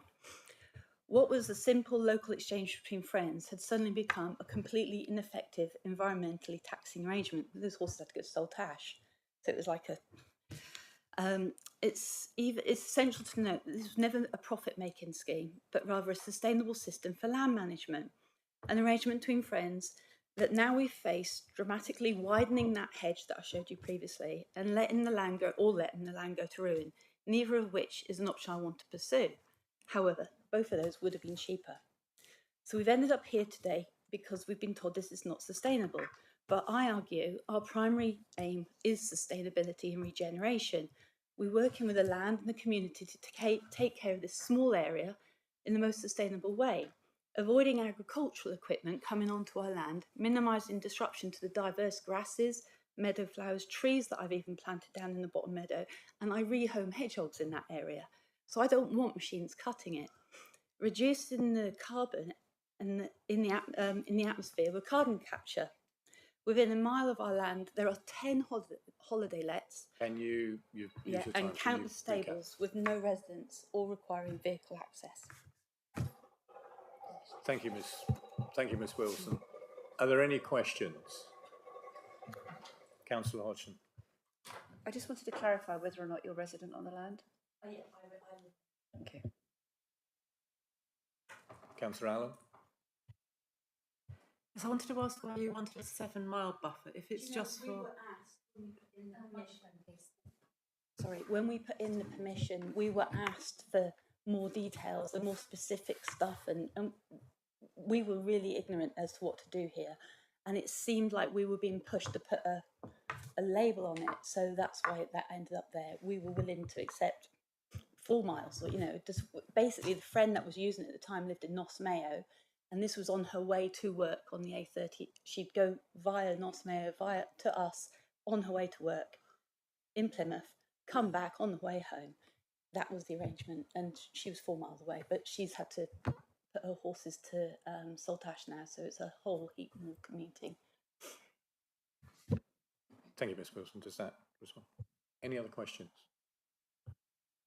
Councillor Bond? Thanks very much for coming along and sharing your perspective. I think there's 2 questions here for me. One is to do with the impact on neighbours and the drainage question.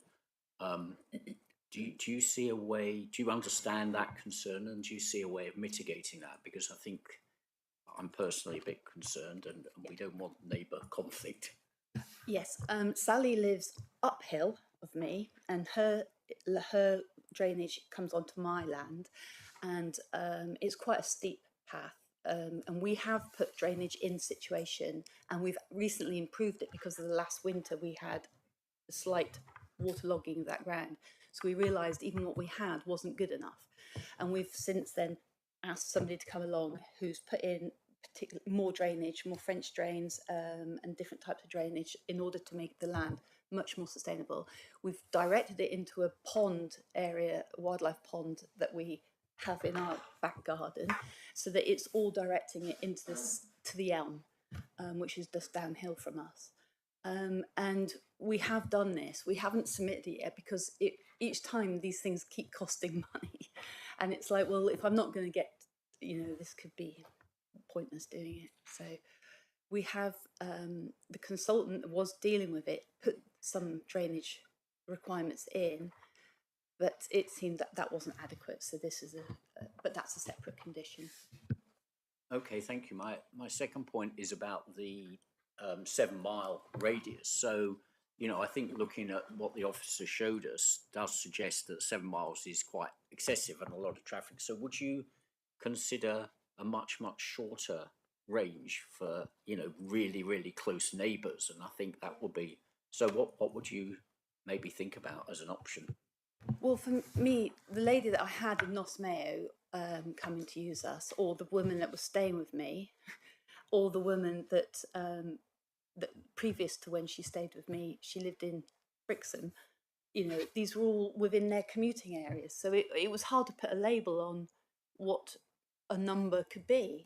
So for me, we previously had the same as what Sally has on her land and what other people have on our land, and it just said non-commercial local use. And then we got asked all these questions, and that's how the 7 mile came up, which I sort of regret now that I'm seeing it in this context.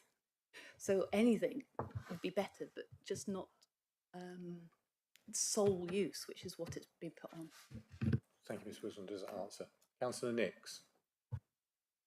Yes, thank you for your presentation so far. I just want a bit of clarity around the access, because obviously we've been shown the access that you use now, and also an access that it looks like is on somebody else's land. No, that's my gate from the main road. If I was to try and get a tractor in there, Okay, so at the moment, how are you accessing that land? we can't access it unless it was by a car or horse. I can drive down this lane to my home because I have a different entrance, but my entrance doesn't access this land. Thank you. Any other questions? Councillor Panel. The application is for non-commercial use. How many horses do you think might be kept there?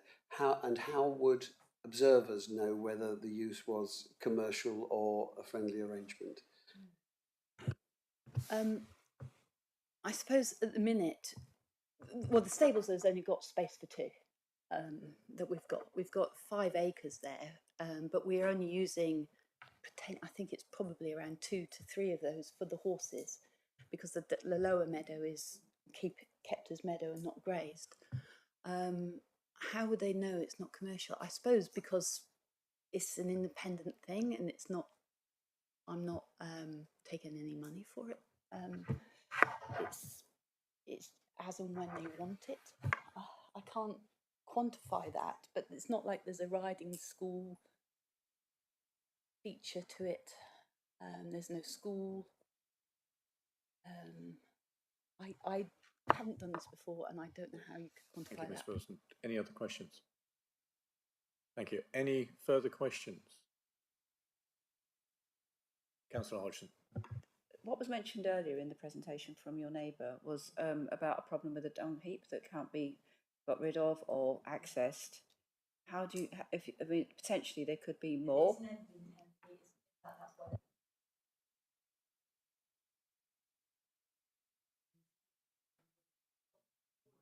Microphone, please. Sorry, there's never been a dung heap that high, because if there was, there would have been a photo of it. But what has happened is when it was in a lot smaller state, we used our little ride-on tractor with a trailer, and we've managed to get it through our other neighbour who's amenable and put in no problems with our application. We've used her land to access our trailer going through her land. Thank you. Does that answer? Thank you. Any further questions? If not, thank you very much. Thank you. We now have a statement to be read out by the clerk from Yelpton Parish Council. Thank you. Thank you, Chair. Yelpton Parish Council are unable to attend DMC on this occasion. We wish to reiterate our standing on this. While we objected to the latest application and qualified this by standing by our stance on the withdrawn application 0354/23/VAR, what we did not understand at that time was that you are not allowed to apply for 2 variations in an application, hence the withdrawal, we assume.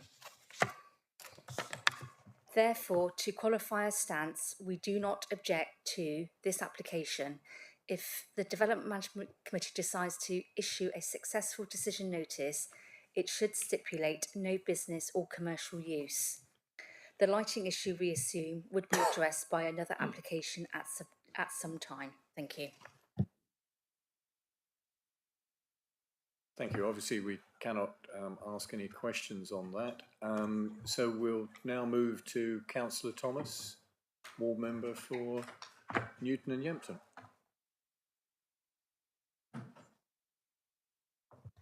Thank you, Chairman. Good morning members, good morning officers. I can start probably by helping you with a clarification on the statement from the Parish Council, because I sit on the Parish Council, although for the avoidance of doubt I don't sit on the Planning Committee for reasons that you'll all gather. So that statement there, what that basically means is that on the previous variation application, the variation that came in previously was a condition around lighting, I believe, and the condition that we're looking at today. The Parish Council supported that. That condition, that application was withdrawn, and the lighting part was removed, which is why the lighting doesn't appear today. So, slightly perversely, the Parish Council gave their approval to a variation that involved the matter we're dealing with today and the lighting, but have not given their approval to today's application, which only considers what we're looking at. So if you're confused, join the club. But I think the point is their previous stance was not to object. And therefore I can't see any manifest reasons why that should alter. And I think that's what Amelia's just read out.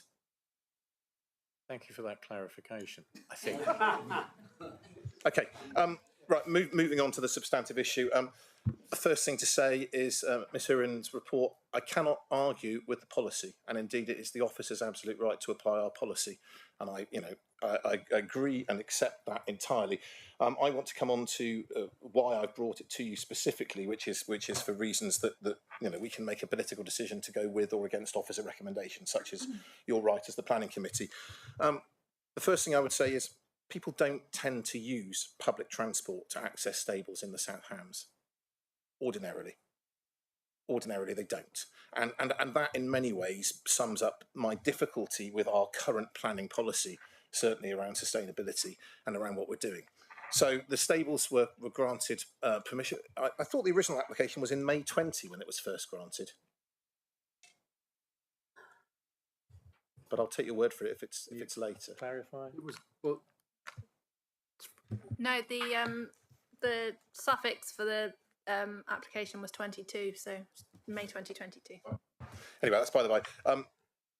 On the sustainable development side of things, clearly we wouldn't want an economic head to be used in this case, councillors, because we don't want this to be commercial. The whole point is it isn't for commercial livery, so I completely accept that it wouldn't meet the economic head on sustainable development. On the social head, that's a moot point. I mean, one could conceivably argue that the use of stables shared by friends in a local area might well go some way towards, community and community social development. But again, I mean, I'm not. That isn't a hill I want to die on particularly. I'm much more interested in talking about things like the fact that I entirely accept, that TTV1, talks about identifying the most suitable locations for development and growth. And the reality is, yes, I suppose you could put a stable down on the A379, where you could catch a bus to get to it. But is that really the location that you would want to see a stable? Is that where we find stables across the South Hams? I mean, I would conceivably argue that this location is exactly where you'd expect to find stables, in the middle of nowhere. And therein lies the problem with our sustainability. This is the issue. Development is only permitted in Tier 4 locations where it can be demonstrated to support the principles of sustainable development. Well, that is very tough. I understand that for the committee it is very tough for us to meet that need, because the reality is that, Tier 4 locations are necessarily remote, and we don't have public transport to get people to those locations.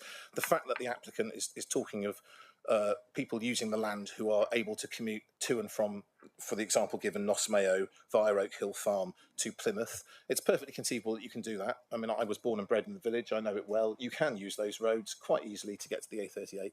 Indeed, very often if there's an accident, those would be the back roads that locals would use to access. Policy Dev 15 requires development to avoid a significant increase in the number of trips requiring a private car. And that is the gist of which I brought this application today, because I don't think the reality is that this application is going to significantly increase, should you choose to grant it against recommendation, the number of vehicles requiring trips in a private car. I don't think we're talking about a significant here. And therein lies the nub. I note with interest, members, that if you look on to 1.4 of the officer report at page 43, the point is made, which I accept. I had said that I thought the conditions were prudent, but the officer's response is the proposed wording of the condition is imprecise and would not be enforceable. However, it could be amended to meet the tests, likely involving the owner being required to keep a register of users of the stables to be made available to the local planning authority. Well, I would suggest that is an excellent idea, frankly. Because it would clearly demonstrate that the conditions of non-commercial use and of locality, sensible locality, were being met with a record. I mean, my argument really is that if we follow, which Ms Hurin has to do, if we follow the principles of the development policy we're currently working with, then we can't grant planning permission to stables in the places that stables need to be. With regard to the objector, I think if those objections are valid in any way, then they are objections which pertain to the pre-existing permission. And Councillor Bonham asked that question. And if we need to condition into a permission if that were given today. If we need to condition then drainage satisfaction, then I'm sure I would certainly support that, and I'm sure the applicant would too. But I think it's slightly difficult to conflate the two issues, because what the applicant's asking for today is a variation of something which already exists. Permission is extant. So, you know, if the objector is having problems with the current permission, then Chairman, I would respectfully suggest that perhaps that's something we need to, you know, that's a separate enforcement issue, or it's something we can condition, you could choose to condition through today's meeting. But really, and I don't want to talk about this at great length, I think what the applicant has said in terms of the environmental sustainability of the land, in terms of her inability to access it with tractors, and therefore the importance of naturally maintaining the land, I think those are all important considerations. And I think if it means that people have to take a private car journey, a small number of people have to take a private car journey to go to a stable, then that cannot be any different to the situation that we find ourselves in with every other stable in the South Hams, and probably far wider. So, Chairman, I would respectfully ask the committee to consider granting permission against officer recommendation with conditions around, as recommended in the report, around a record of people turning up, and if necessary, conditions around drainage to assuage the concerns of any immediate neighbours. Thank you, Chairman. Thank you, Councillor Thomas. Any questions, Councillor Thomas? If not, Councillor Hodgson. I think the thing that's going around in my mind about this one really is the impact on the neighbour, which I accept has been kind of already sanctioned, for want of a better expression. And, you know, the potential for that to be increased by us allowing a more usage of this, which in principle I'm happy with, but it's really about how the impact of access and being able to maintain that land with that potential additional usage, whether we're just actually dumping on a neighbour, and that's what I'm really concerned about. And you obviously know the area well. I mean, I wonder if you've got any suggestions through that problem. Well, I mean, the objections raised are from land which is higher in elevation to the land that we're looking at today. So therefore, key to this has got to be, as the applicant spoke of as well, has got to be acceptable drainage. Because the reality is, I don't think that any planning committee should stop people from using their land who are below another piece of land, if there are mitigations that can help that. Do you see what I mean? I mean, you know, if it was the case that this applicant was above, and therefore but it's not drainage, access I talked about. Sorry, I thought you were talking about drainage as well. No, well, access was the thing that was mentioned. Well, I'm sorry, access on. Well, I mean, my understanding of the access is that, and this is why I did request a site meeting. In fairness, because the access to the land, because of the narrowness of the lane, I think the point the applicant's making, Councillor Hodgson, is that a tractor can't turn in, and therefore, you know, industrial treatment of the land through tractor and the like is not possible. Therefore, it's been the horses that have been in there, you know, effectively grazing the land. I think that is the point that's being made in that regard, unless I've misunderstood your question. Well, I understood from the neighbour's presentation that you know, there were times when the land was used for access, and I don't see how we can give permission to something that potentially could increase that problem on a neighbour. That's the thing I'm not really understanding. And I hear what you say about larger vehicles can't get through, therefore they have to use the neighbour's land. But would you consider what we're looking at today is likely to increase that kind of what I would say an imposition on a neighbour? Well, I'm not aware, and I mean, it might be that, Chairman, you want to call somebody back to answer a question on this, but I'm not aware that the neighbour's land is being directly affected in terms of access. I don't think there's, you know, grants of easement over the land or anything like that. Councillors, I think we're straying off the point of this. We are looking at the variation. I think any issues about access would have come up on the previous. Mr. Weimer, you might wish to give some clarification on this, but I think we're looking at yeah. But I think we are looking. The issues of access, and there are obviously matters coming up which, correct me if I'm wrong, I'll be corrected by Mr. Fairbairn or Mr. Weimer, sound to be issues around the previous conditions perhaps not being complied with, and perhaps enforcement matters, but it doesn't. I don't think it impacts this particular variation that we're looking at. I think the access is a separate issue, and whether it's rights between neighbours, and I don't think it's for us to give consideration to. Okay, I don't disagree. I think the access is a civil matter that it doesn't really fall within this consideration of this application. If I can give some clarity around what's been said about the drainage condition, again, I don't believe this is really a matter for this application. If the application is approved in the light of any variation application, it is a new standalone permission.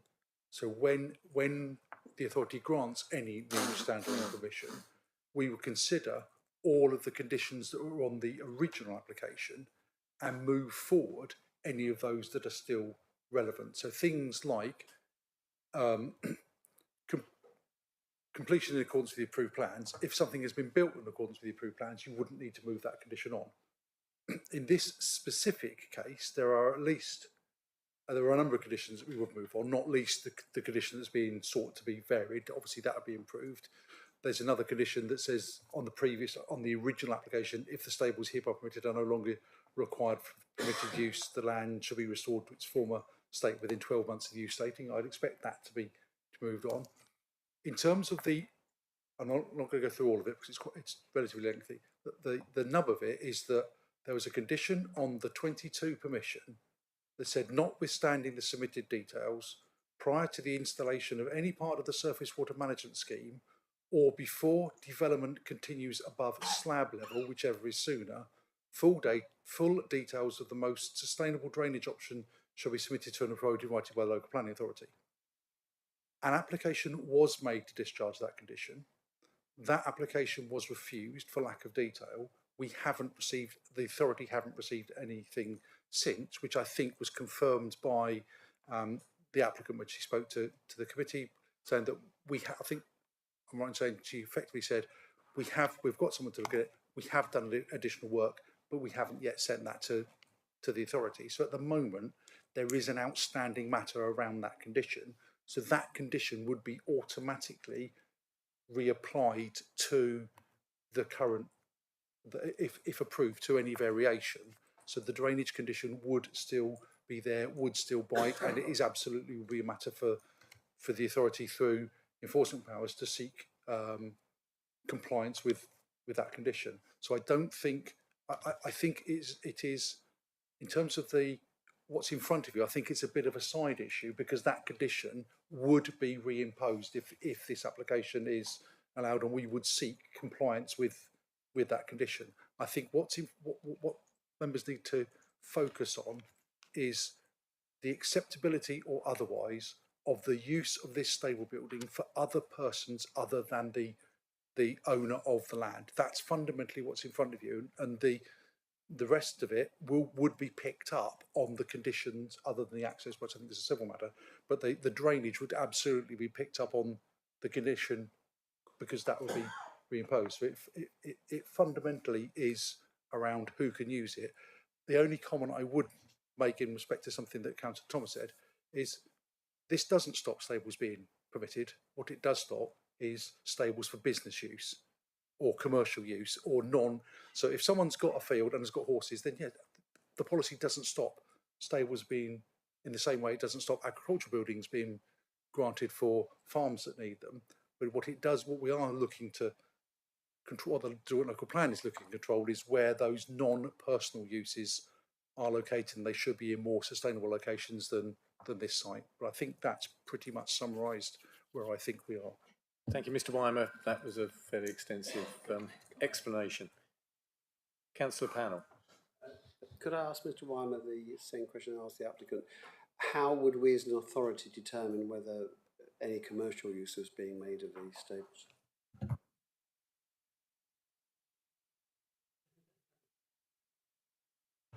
I think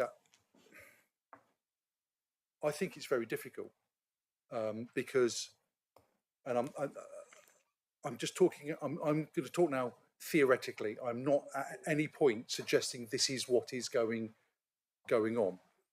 I think that there are some controls we can impose. You could have a condition that say that any horses that are using the stables that are not owned by the the applicant or the occupier of the land, then a register, if that's too strong a word, but a register is kept of whose horses they are and when they are there, so that there would be a control around that. How we would know whether there's been any financial transaction taking place between the two parties, I think it's almost impossible for us to police. I would suggest. Thank you, Mr. Wyman. Just from the point of moving on, do you have any further? I just want to make the observation, Chairman, that I think the applicant reminded us that there's room for 2 horses. And as such, one would conceivably argue that it would be an odd business plan that involved commercial livery with only room for 2. I mean, I'm only talking, Chairman, in the sense that in my ward there are others within a 3-mile or 4-mile radius that have room for 8 or 10 and are commercial livery, and that is very clear. That's Thank the you for your difference. local knowledge, Councillor Thomas. Any other questions of Councillor Thomas? If not, thank you. Now we've concluded, we'll move on to the debate, although I think we'd started to stray into that anyway. Anybody would like to start? Councillor Abbott. Thank you. I think we've got a whole lot of red herrings in here.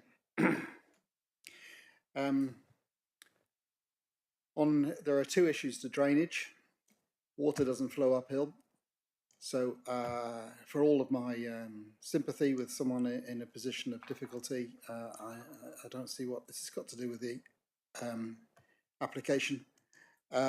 And if there's a drainage issue unfulfilled on the original application, that's down to enforcement. It's not down to this situation now. I was quite confused about the access issue. As I understand it now, and I'm happy to be corrected, the applicant was saying that because the entrance is narrow, you can't get a tractor through, and that was her point, that it's not commercial, whereas I was thinking, well, why don't you widen it then so you can get your tractors through? She doesn't want to get her tractors through. That's the point. It's just a small local concern. I think the 7 miles is a red herring. I wouldn't have.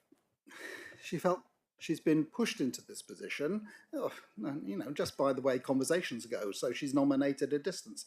Actually, to me, this comes down to you're having your friend round, and she's obeying the law, the conditions by being her sole use. But who of us wouldn't bring round friends for a cup of tea into our own house? And she does it with a horse on a piece of grass. I'm sympathetic to this whole situation, and I'm sorry not to be going with the officer on this. But I'll listen more. Thank you, Councillor Abbott. Any other questions? Councillor Allen. Thank you. I'm also slightly confused about this. I mean, if it's, as Councillor Thomas was saying, this is about a community use, there's a community aspect of this. I'm not quite sure why people are having to drive in from quite a distance, not part of the community, in order to access the horses that are going to be kept on the land. That makes no sense to me. I mean, if it was only for community use, it would be within a 2-mile or 3-mile radius, I would have thought. There's only spaces for 2 horses. I'm not quite sure why there's a need to sort of make it this open to a 7-mile radius of people possibly visiting. That seems like a bizarre condition to me. Is it possible to have a condition put on this that it can only be used by people who live within a 3-mile radius? There can only be 2 horses at any time on the property, and that if it's just literally people visiting on their horses, which is what it's beginning to sound like, which sounds like from the 1950s, but sounds lovely. Was that potential as a condition of this? Thank you, Councillor Allen. Mr. Wyman. I'll take a stab at that. And no doubt the head of legal services will jump in if I get anything wrong. I think if you're looking at it in terms of a community, more of a community, but I think it might be easier to think about it rather than a set radius if it was potentially parish or residents of parish or adjoining parishes, because that seems to be what was being suggested. And I think that would be, I think if you come up with an arbitrary 2 miles, 3 miles, where that might not even include all of the parish of Yelmton, that would seem to be a little bit odd to me. So I think you could look at parish or adjoining parishes that would probably include most of that, the areas where people would transit through if they're. I don't believe we can put a restriction on the number of horses kept on the land, because there's nothing to stop the current owner or subsequent owners, because obviously the planning permission runs with the land over for as long as the stable stands. I don't think we could say you can't keep horses on land, because the keeping of horses on land, the grazing of horses on land, doesn't in itself require planning permission. This is about the use of the stables, and I'm assuming if it's a 2-stall stables, the maximum number of horses you get in would be, in most cases, would be 2. I have seen examples where you have smaller ponies and they share a loose box depending on the size of the loose box. But I think we're probably heading down a little bit of a rabbit hole if we're trying to subsequently restrict the number of horses, ponies on the land, which wasn't restricted on the first application. Mr. Weimer, I think that clarifies it. I will just allow Councillor Thomas to... Thank you, Chairman. Just for clarification, because I feel I may have opened up a hole here and I didn't mean to, Councillor Allen. What I meant, I was speaking in the abstract. When you look at the definitions of what sustainable development is, I was talking about social and community, in the sense that the applicant had referred to somebody having brought their horse over from Nosmayo, which is an adjoining parish. And so it had occurred to me then that there was an argument that said there was some community cohesion between someone in a neighbouring parish. The applicant also talked about somebody from Brixham having a horse because she was commuting through the area and then going into Plymouth. And that, of course, wouldn't necessarily be an extra journey as such, because it was part of the commute. So I didn't mean to limit, I didn't mean to kind of direct the committee to limit to a certain area. I was just making the point of social cohesion in that regard, Chairman. Thank you, Councillor Thomas. Councillor Callaghan.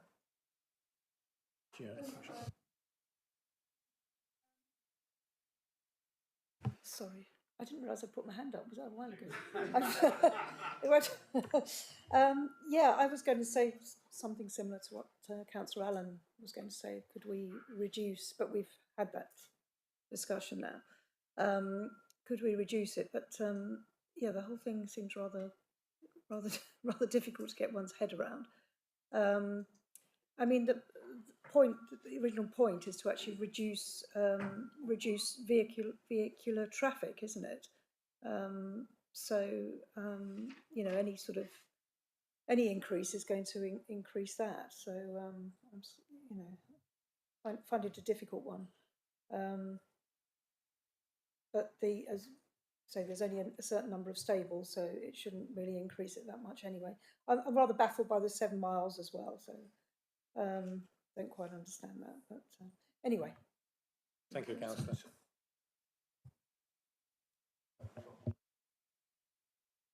Thank you, Chair. So one general comment and then one suggestion, if I may. So the general comment is that regarding drainage, I'll be quick. If someone's got a concern about drainage, they perhaps should be writing to enforcement and asking for the conditions to be reviewed on an existing development.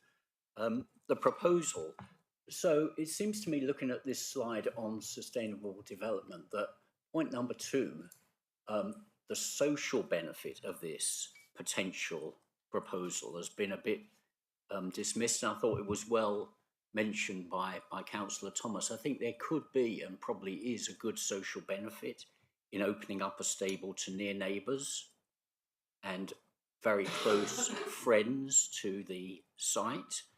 And I would propose, if I can, that we reduce the 7 mile to something much smaller, 1 or 2 miles, let's say 2 miles, and allow the proposal on that basis. Because I think if we do that, then we could argue quite rightly that there is a social benefit and it does fit within the sustainable development objective, and probably would meet the needs of the requester.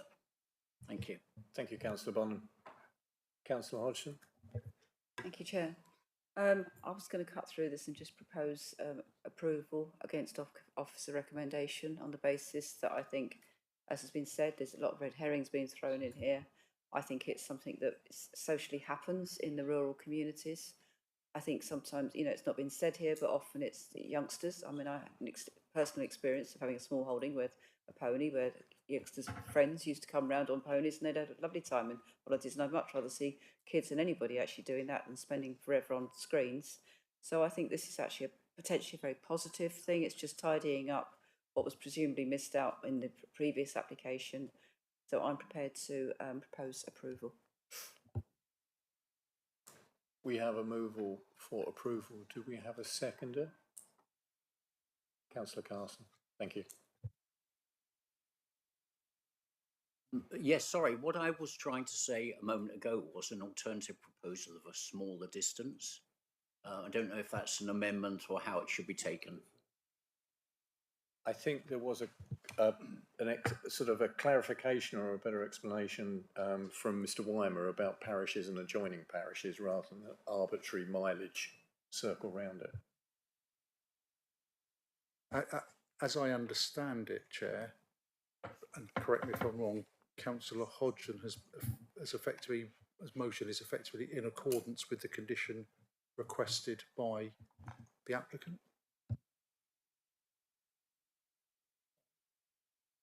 So 7. They were talking 7 miles. Okay, but I thought when the applicant spoke that she was saying that it was just like she didn't really think about it, and actually 4 miles was all she needed because that was. Can that be a condition though? So it could restrain it, and that would actually probably take out quite a bit of the potential in terms of extra mileage on those roads. Can I take Councillor Nix, please?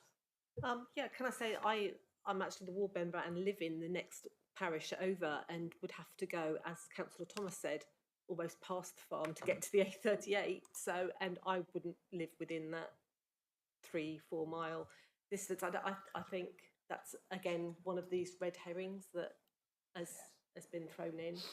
So I wouldn't support that. Councillor Powell first. Thank you. I'm just wondering if the members who've made the various proposals would consider Mr. Weimer's suggestion of the parish itself and adjoining parishes, which would seem to tidy it up quite easily. That might help resolve the issue. Those who proposed and seconded. I accept that. Mr. Weimer. I think there's a couple of things. I've just read the condition. My personal view is, for clarity, and I'll for the proposer on this, the condition says the proposed condition from the applicant: the stables and land will not be used for business or commercial use. Fine, but can be used at the invitation of the residents of Oak Hill for local people within a 7-mile radius. I think that needs to be altered to make it clear can be used by the residents of Oak Hill Farm, and because I think you could then read it, it actually excludes the actual residents of Oak Hill Farm using it. So I think that needs to be clear, and I don't think it's an unreasonable condition for local people who reside within the parish or adjoining parishes. That's a lot easier from an enforcement perspective to police, because all you have to do is look at the address without then trying to work out, is it by the road? Is it how the crow flies? How does that work? And I think I would also suggest a secondary condition that talks about keeping a list of people, keeping a register of people there. So it's easy. Okay, who's been keeping horses there? Where do they live? And then it's very easy to enforce, police, whatever the correct phrase is, those conditions. So I think I would, whilst I'm not disagreeing with the officer recommendation, I still stand behind the officer recommendation.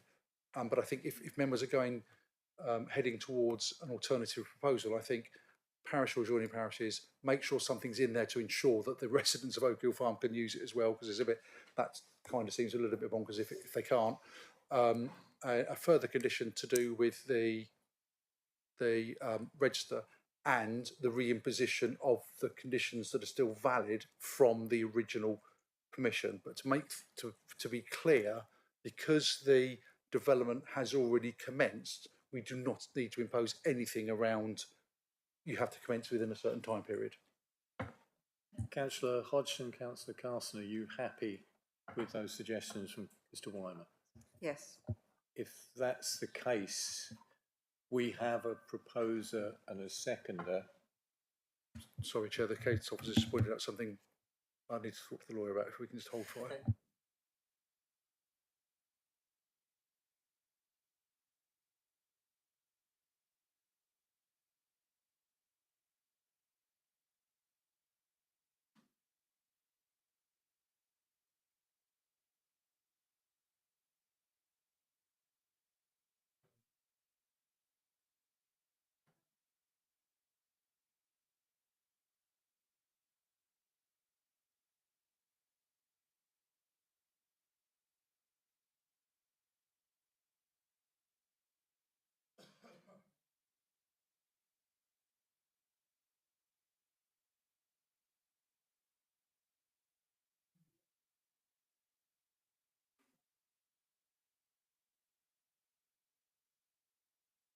So just for the point, just for clarity, the point we were discussing is that we are aware that there is already a breach of the drainage condition on the original consent, and it's whether we can lawfully reimpose a condition on a section 70, sorry, a variation application that by the imposition of the condition, it is impossible to comply with because the breach has already happened.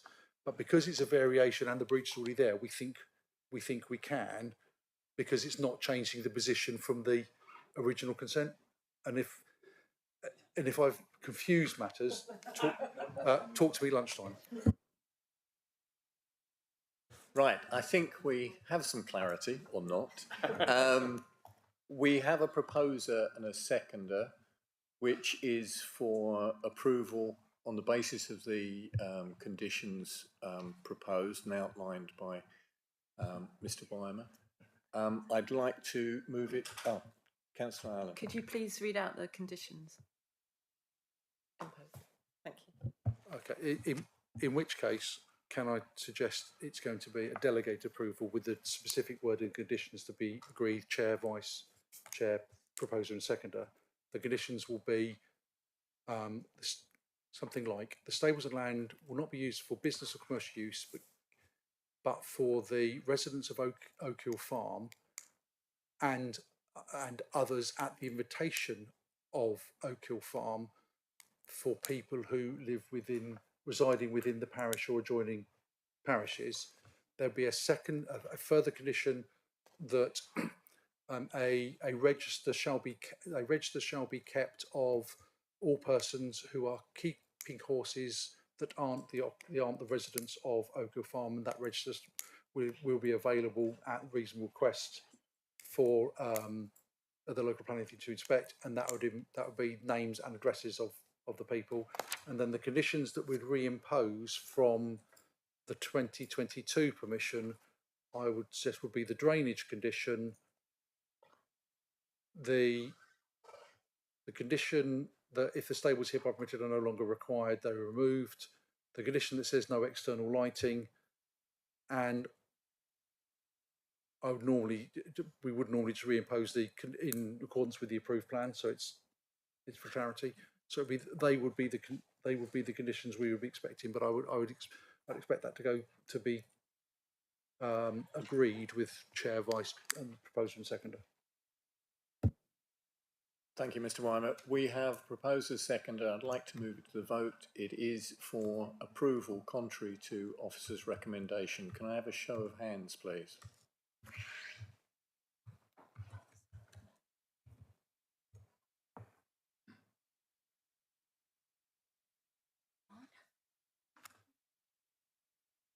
Any against? Any abstentions? Thank you. That is carried. Thank you, everybody. We will now move on to a very, very quick break. We've already had breaks. Thank you.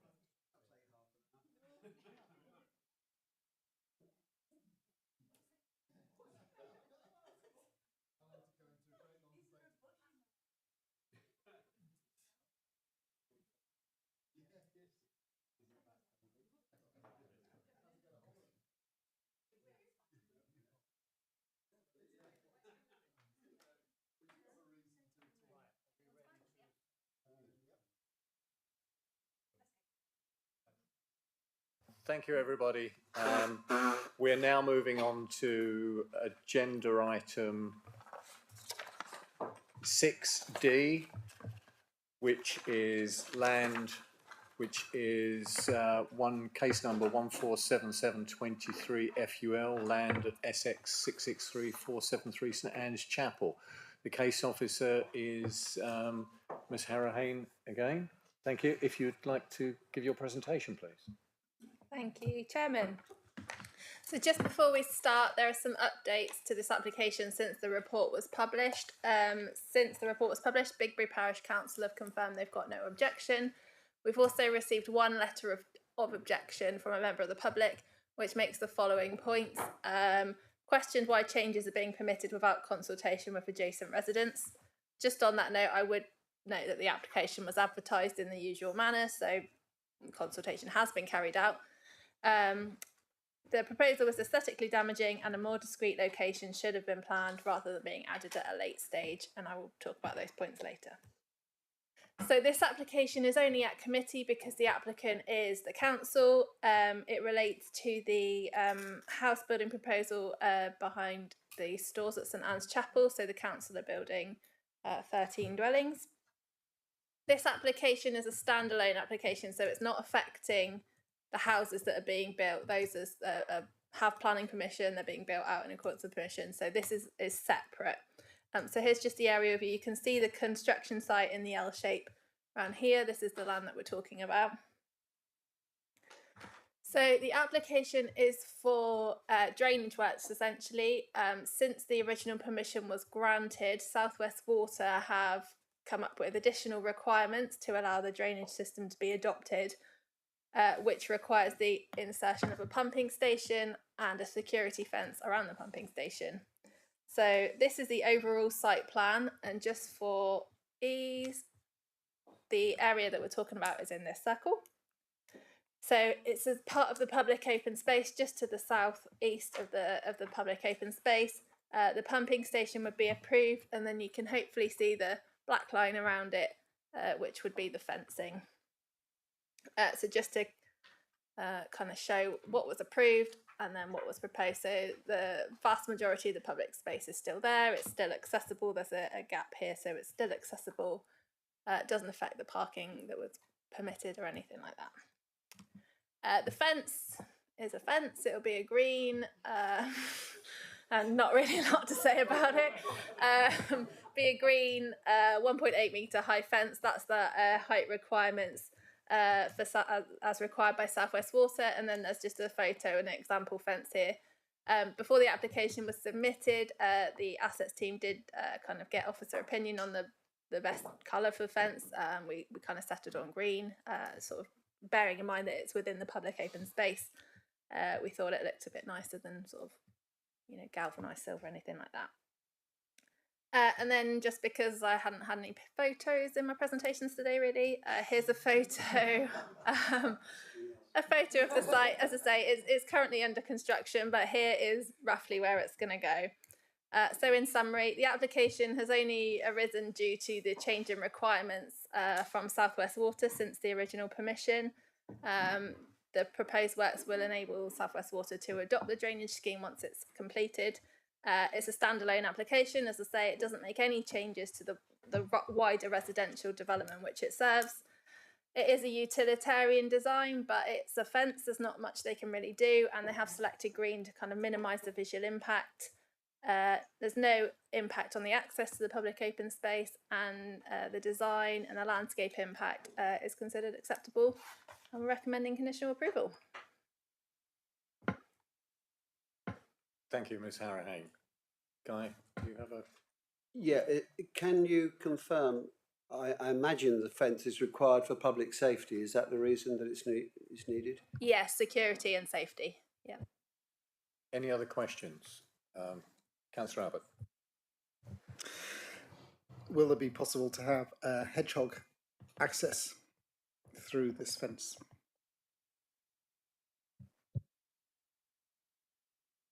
I don't know. The design is, the requirement from the hedgehog people is, I think, 13 centimetre square, strangely, not round. I mean, the question is, would we want hedgehogs going into a pumping station? We do if that's their route of crossing from one part of the ground to the other. That's up to them to decide. Falling in, it's a pumping station. It'll have a block building with a pump in it. I would hope or suggest that the pumping station is sealed. Yeah. Just for what it is. But if we can get some clarification. Well, I'm just if Charlotte could just show the scale of this and how small it is, I do question whether it's just that very small can you show it with? Yeah. So where's It's not the long one with the. so where's the fence going? So the fence is this black line that goes around here.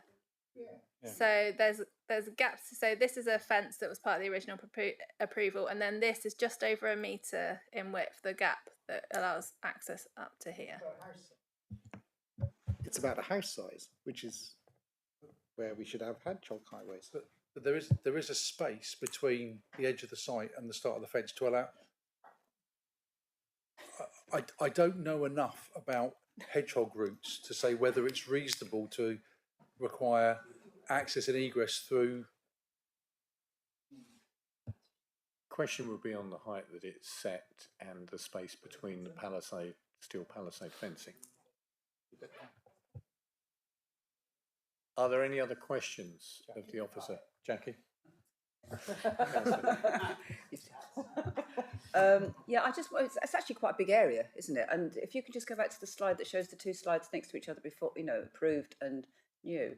These big ponds that are in there, I mean, I'm assuming they're nothing to do with the pumping station. I'm not being flippant there, but I mean, so there are changes, to spot the difference. But what's, the actual, there's quite a lot of buildings there. I mean, it'd be useful to see some elevations really, because, we've been asked to approve something, we're just looking at in a plan. Sorry, so you've got elevations of the fence there. That's the only thing that's proposed that will have an elevation. We're not talking about the houses around it. They've already got permission. I know that. Yeah. But I'm just talking about the actual pumping station. Is it subterranean then? Yeah. Yeah. The whole thing is subterranean. Yeah, and just to confirm, the blue thing, the ponds, they're soakaways that were part of the original proposal. They're just shown on the plan for completedness now. So they're nothing to do with the pumping station? No, okay. Councillor Allen. Thank you. Just in support of Councillor Abbott, it might be nice to always, whenever we're putting in a fence as a council, to always have regard to hedgehogs. If it was something which was set as a precedent, it might be a good idea. Fair point. Councillor Bonham. Yeah, thank you, Chair. So I've got no objection to the fence, but just I didn't see previously those two side-by-side photos. Could we please go back to them? My question is, has there been any change in the tree planting scheme? Because it does look like it's a bit different, and I don't know if that's part of this proposal or not. So sorry if I've taken us off course, but I do have that suspicion from the pictures. So I would imagine that the as approved plan was probably submitted as an indicative site plan, and I wasn't the case officer for the wider application, but I don't know if Mr. Wyman remembers. It might be that the landscape details were then submitted for approval, but that's something I don't know off the top of my head.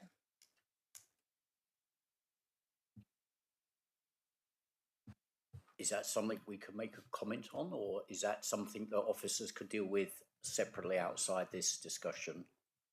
Thank you. Mr. Wyman. Well, I don't know how it could be dealt with separately, because once the decision's been made, we need to either approve. It's in front of you to either approve or not approve the proposed fence. I'm with Charlotte off the top of my head. I honestly can't remember what the approved landscaping scheme was. We could try and find out, but I think your question potentially needs to be answered before a resolution is made on this application. Whether the ward member can recall. No, what I was going to say was that planting within this fenced area would be near impossible because the roots would upset the drainage completely. And it doesn't affect the allotment element of this, which is down that corner anyway. I think this application was in from the word go. This is about the fencing for safety reasons of this area. Yeah. And normally this would come under, I think, the permitted development, but because it's a South Hams development, it needs to come back to the committee. And I think it does need to be clarified that, you know, the pumping station is required for the estate, and for safety reasons, to meet health and safety, the fencing is required. So I think Councillor Taylor has said everything that is necessary. Are there any other comments? Yeah, I was just going to say, I mean, you've gone down from 11 down to 6 trees. They've lost 4 trees. So I think it's, 7, sorry. Yes, it's 4 loss.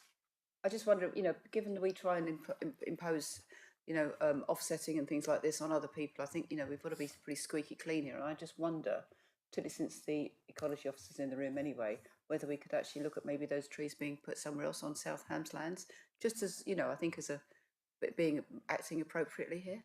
Because I mean, it's a fairly obvious thing that what was going to be 3 trees on that side has gone, and I fully accept the rationale for that. But I think it's we should be looking at our climate and biodiversity stuff very clearly. And just in terms of the hedgehogs, actually, I would have thought as long as there's no access for a hedgehog into any of the pumping station facilities, and I'm sure there's not, I would see it quite reasonable to ask for a hedgehog access in and out of the fencing, which is to say is a very small box anyway. It's not big enough for a child or anything to get through. Mr. Weimer. Mr. Weimer's just looking at the original approval because, as I've said, we're just checking. I would imagine that site plan on the left is indicative. But it is influential. It's influential, yeah, but we're just checking what was actually approved and the sort of further landscape details just to clarify. The location of the pumping station, subterranean pumping station, hasn't changed. So I don't think there was ever an intention to plant the 2 trees that are at the bottom end, because you wouldn't plant trees on top of the pumping station. But I'm just trying to check what the approved plans were. I think we might be going down a rabbit hole, because also looking at this, you've got the soakaways on that public open space as well, and you couldn't plant trees over the soakaway. So I suspect what we've got as approved, like I said, might have been indicative, but it's worth checking what we've got. I don't want to make a big deal out of it.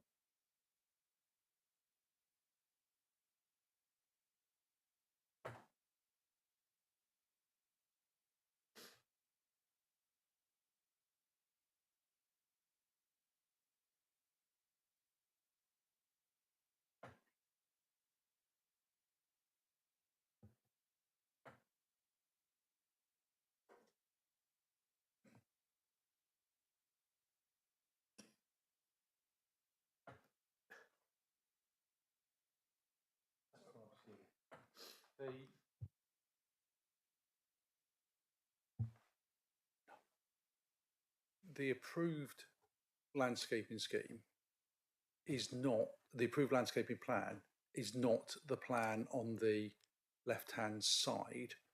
The approved landscaping plan has 4 trees in the open space area and not the 6 as shown. So the proposal does appear to be looking at the loss of 1 tree from that public open space area. So there's. Do you want to talk from that? Okay. So it's essentially where on the as proposed, you can see 1, 2, 3 where my cursor is. On the approved landscape plan, there's an additional one about here.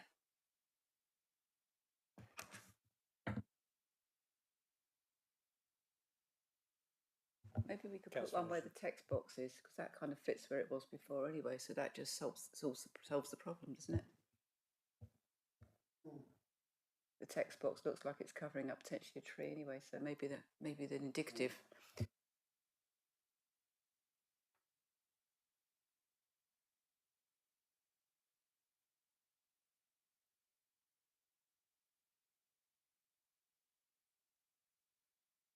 think my suggestion is, but this application is for a standalone application for a fence. I think my suggestion is that myself and Charlotte take away from this to contact the applicant and point out that there is a loss of a single tree here, and that needs to be replaced somewhere else on the site. Yeah, and deal with it. But rather than doing it as a condition of this application, we'll take it away and deal with it outside of the application process, if that's okay. Thank you. Do we have any other comments?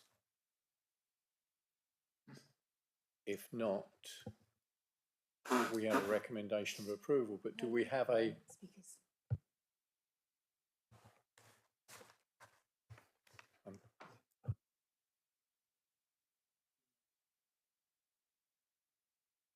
We do not have any objectors, we have no supporter comments, and we do not have any comments from Bigbury Parish Council.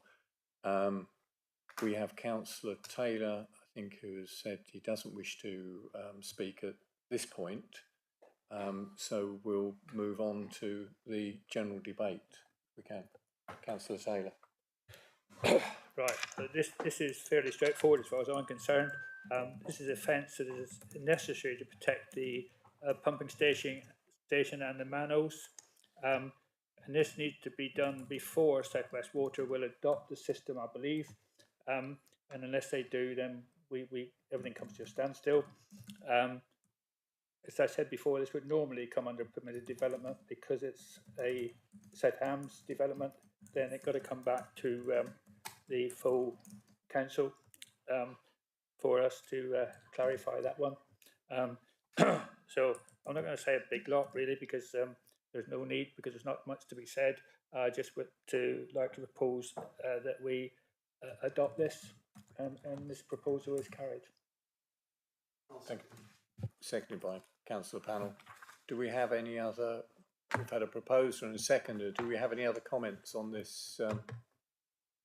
Now we're in debate on this. If not, sorry. No, you don't want to say that. Councillor Abbott, careful.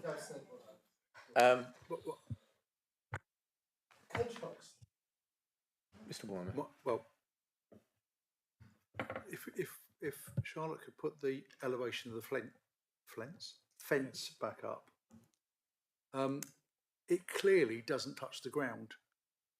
So I do wonder whether there is sufficient gap already between the bottom of the fence, or do we need to put something on about specific hedgehog highway? Thank you. Yes, we need to put something on, because with the only flat hedgehogs are the ones we don't want to support. So we need a 13 centimetre. With the greatest respect, Councillor, I have at least 2 transient hedgehogs that go through my property and manage to scrabble under a gate that's no more than that far off as they go from the front of the house through to the back. And I've seen them do it. I mean, quite remarkable how flat they can get without having any pressure on them from any vehicle that may or may not be travelling on the highway. Thank you, Mr. Wyman. Before we move any farther into sort of discussions about sort of hedgehogs, I think it is a valid and fair point. Councillor Hodgson. I think what you're talking about is small hedgehogs, but baby hedgehogs. No. Well, when you do get hedgehogs that are like that, really big, so that's why it's really trying to support hedgehogs. We've lost 50% of our hedgehogs just since 2004 or something ridiculous. It's absolutely appalling what's going on. It's really dramatic, their decline, and it's about roots for them to meet and mate and and keep and thrive. And that's what we're trying to do. Not just about survive, it's thriving, because we've got to bring the numbers back up. So I just think we've got to go adopt good standards for the things that we're doing. Otherwise, we're just making a mockery of the whole planning process that we impose on others. Thank you, Councillor Hodgson. I do agree with you, but Mr. Fairbairn. Chairman, I was going to say, what is the evidence for the hedgehog? We are talking about, you say we want to put a hedgehog gate in there. What is the evidence that that is the position of the gate that they will need, that the hedgehogs will go through? I think we're going down a rabbit hole, or is that should be a hedgehog hole? Just in all of our fences, on all of our builds, we should be incorporating a very simple gap for hedgehogs to pass through. It doesn't even, I mean, what we're doing here is indicative of what should be happening on every new build. It is not an incursion onto anyone's civil rights. If they've got a back garden and they don't want the hole, they can still put a brick in the way. But if we can change to a situation where we have this as standard, I've been participating in making light of it because all we're discussing is a fence.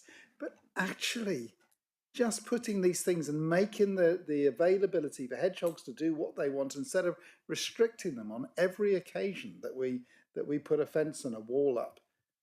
This is the time to do it. It'll probably mean cutting off two corners of both sides, I would hope, an entrance and an exit. It's not a lot to do. Let's just do it as standard. Here's a fence. Let's say there's going to be a hedgehog highway. Councillor Abbott. Councillor Barner. Yeah, just very quickly, I support this. I think I support the comment from Councillor Abbott. I think that we should be doing everything we can when we have developments that are under our control to support the wildlife as much as we reasonably can, and to encourage others to do the same.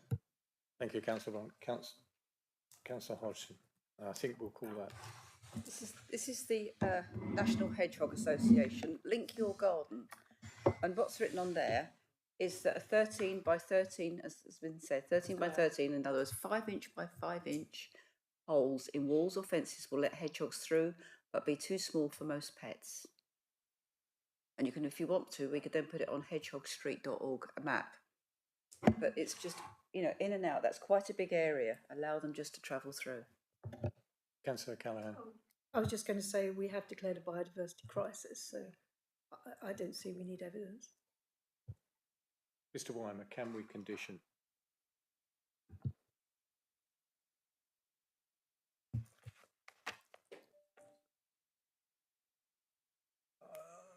I think whether I feel we can or can't, I think I'm probably losing a fighting battle in committee. So, and realistically, given who the applicant is, I can't see we'll get an appeal against the condition.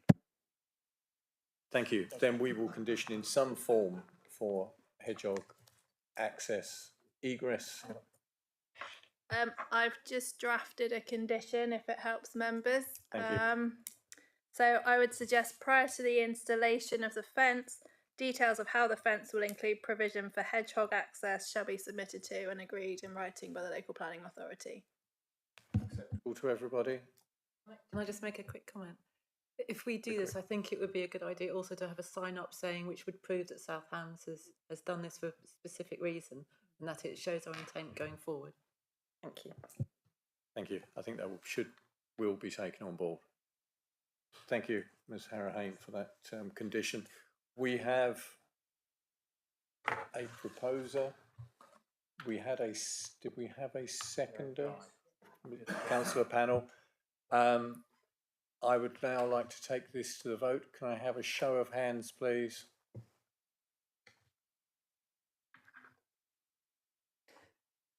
That is approved. Thank you. We'll now move on to the next application. We've got a change of officer.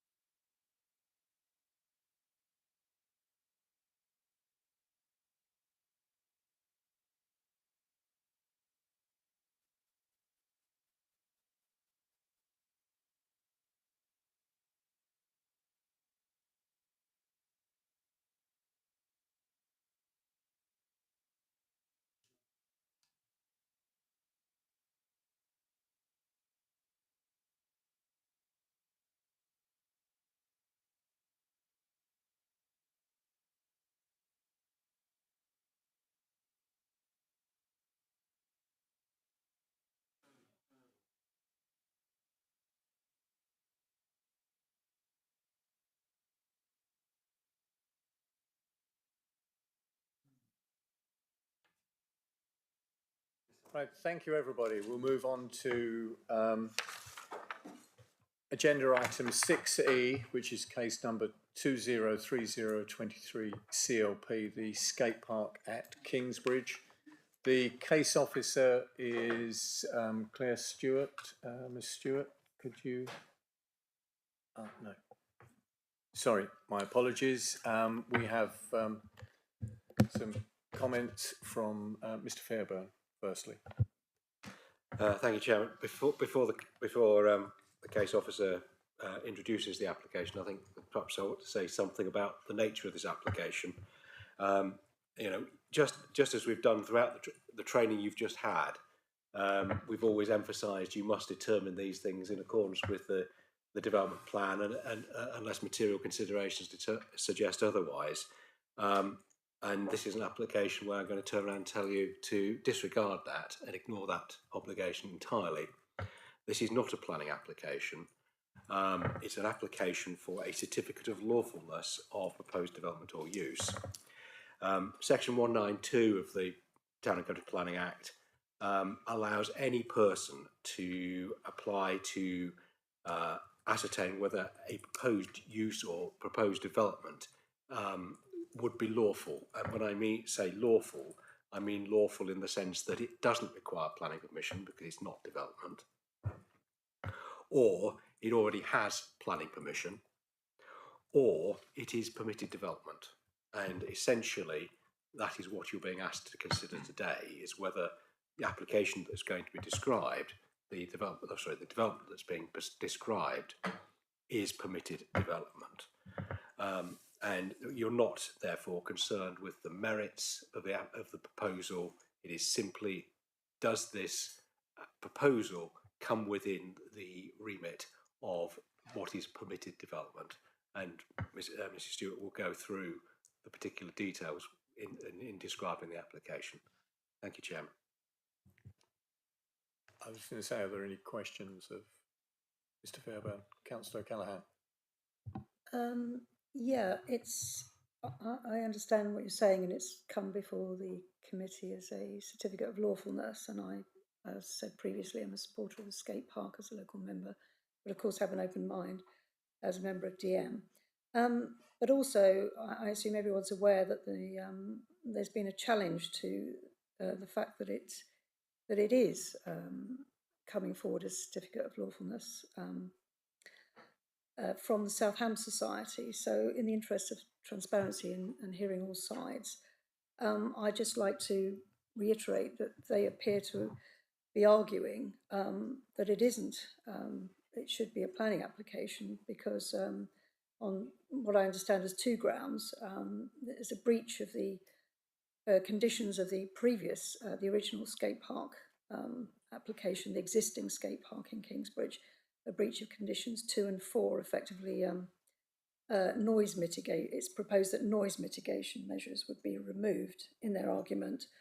And also they say there's a requirement to consult Natural England because the trees are in a setting of the AONB and SSSI and on the estuary foreshore.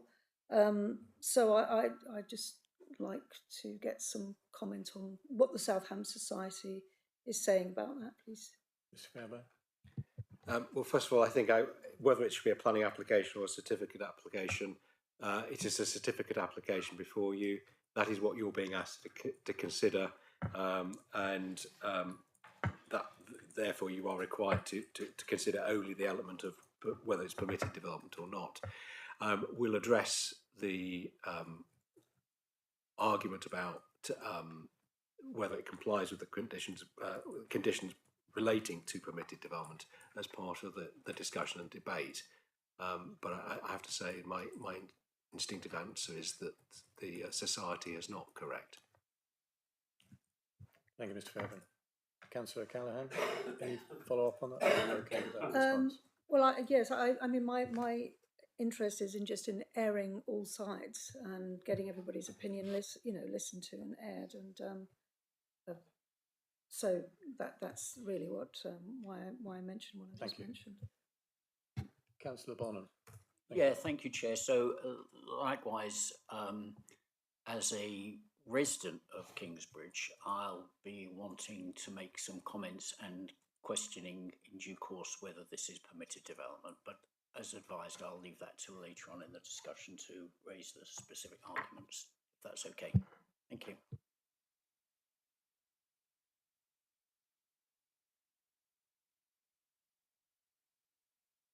Right, thank you, Mr. Fairburn. We'll move on now to have Ms. Stewart's presentation. Thank you. Thank you, Chairman. Okay, so as has just been outlined, this is an application for a certificate of lawful development for the provision of a replacement skate park facility at the Quay car park in Kingsbridge. The reason why this application is before the committee is because the council is the landowner and applicant.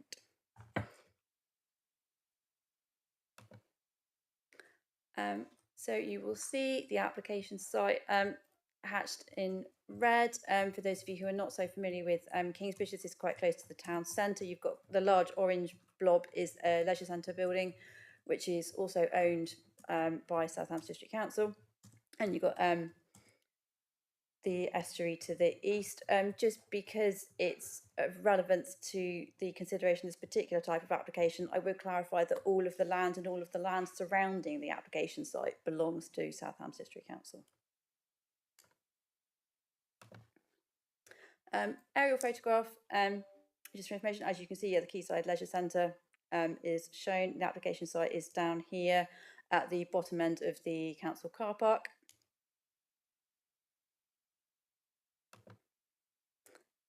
The site plan provided by the applicant, showing outlined in red the area where the development is proposed. This, for your information, is the plan that was approved and was mentioned in the officer report. The original application for the existing skate park was approved back in 2009. Just for clarity, the reason why that was considered as a planning application rather than a lawful development certificate, which you are now being asked to consider today, is because at that time the applicant was Kingsbridge Town Council and they were not the landowner. So they did not benefit from the same permitted development rights in that case. But it's just worth noting that's the existing skate park with car parking spaces surrounding. And then the current proposal, I'll just try and zoom in a little bit for you. There we go. I just zoom in a bit. So application site, hang on, I'll just try and find the, you can see my little hand moving around. Application site outlined in red. So the area of the skate park is extending further out into the car park, down is presently, and then into the bank the other way. That there is the leisure centre building, just for context.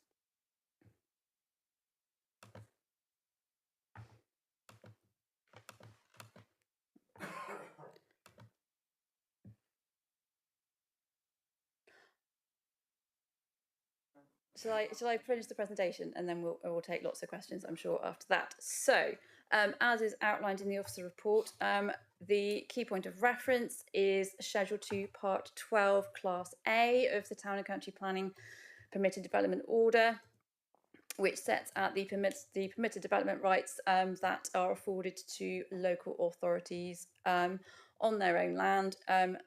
So that is why this application has been put before you. The main restrictions and limitations on this type of development is that the development cannot exceed 4 metres in height or 200 cubic metres in capacity. Those are the two main constraints on development by local authorities through this section of the permitted development order. There is no requirement for any consultation with any other bodies set out within Part 12.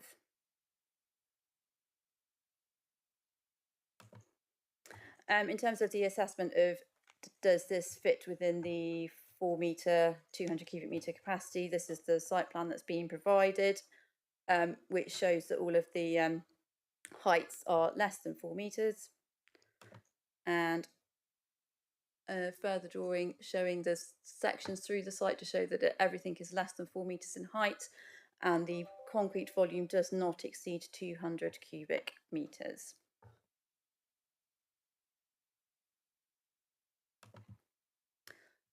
So, as has been outlined, the main thing for you to consider is whether or not this proposal constitutes permitted development by virtue of the rights afforded under the permitted development order. The policies of the joint local plan are not a material consideration in the determination of this type of application. Officers are satisfied that the development as proposed does meet the within the restrictions and that a lawful development certificate can be issued on that basis. Thank you, Chairman. Thank you, Ms Stewart. Any questions of the officer? Councillor Hodgson. Thank you. Yeah, can you go back to the slide that showed where the trees, there was lots of the area plan which had lots of green lines around trees. I just wanted to understand. Well, yeah, there's the trees there anyway, but there was one that had, yeah. So those green marked, presumably trees, are they coming out or staying in? And my second question is, are we removing any trees at all for this? Because if so, while I really understand what's going on with the certificate of lawfulness, but we have other policies, and I think, again, in terms of good leadership and good practice, we should be looking at maybe replacing any trees that we remove. Anyway, or would there be an obligation? I'll ask Mr Fairbairn to respond. Yeah, Chairman, I think Councillor Hodgson's right. The other policies, though, relate to us as landowner, and therefore it's a matter for, not for this committee, but it would be a matter for for the applicant themselves to comply with those policies. I think the leader has probably indicated that that is likely that there will be some, or has made a statement, I think, in regard to the trees. Yes, if I can clarify, there's been fair discussions around trees and landscape impact, and I have a statement from Councillor Julian Brazil, leader of the council. I'll read it out. This is for clarification to everybody. Members of the committee will be aware that the issue of trees is not a material consideration for the certificate of lawfulness brought today.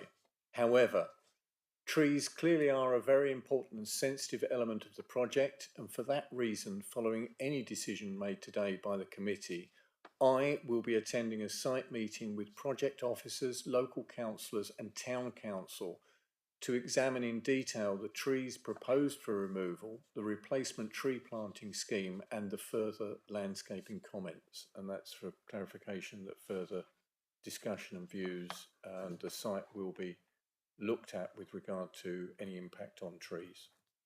Okay, but just to clarify the first part of my question, are the green lines the ones coming out? I don't know is the honest answer to that question. Can I just give a point of clarification on that plan? The green lines are existing trees. There's no indication of trees on that plan of those that are being taken out. And I think that's why this statement is important, in the fact that it will be looked at and that landscaping and any tree impact will be looked at. Yeah, that's fine, thank you. Are there any other questions? Councillor Bonham? Yeah, thank you, Chair. Sorry, Chair, and apologies. We did say that in the officer presentation we will deal with the two issues that have been raised from the Southampton Society, which we haven't done yet, and it's probably better for us to raise them now before we go through questions and come back to it. Apologies, Councillor. Okay. Thank you, Ms Stewart.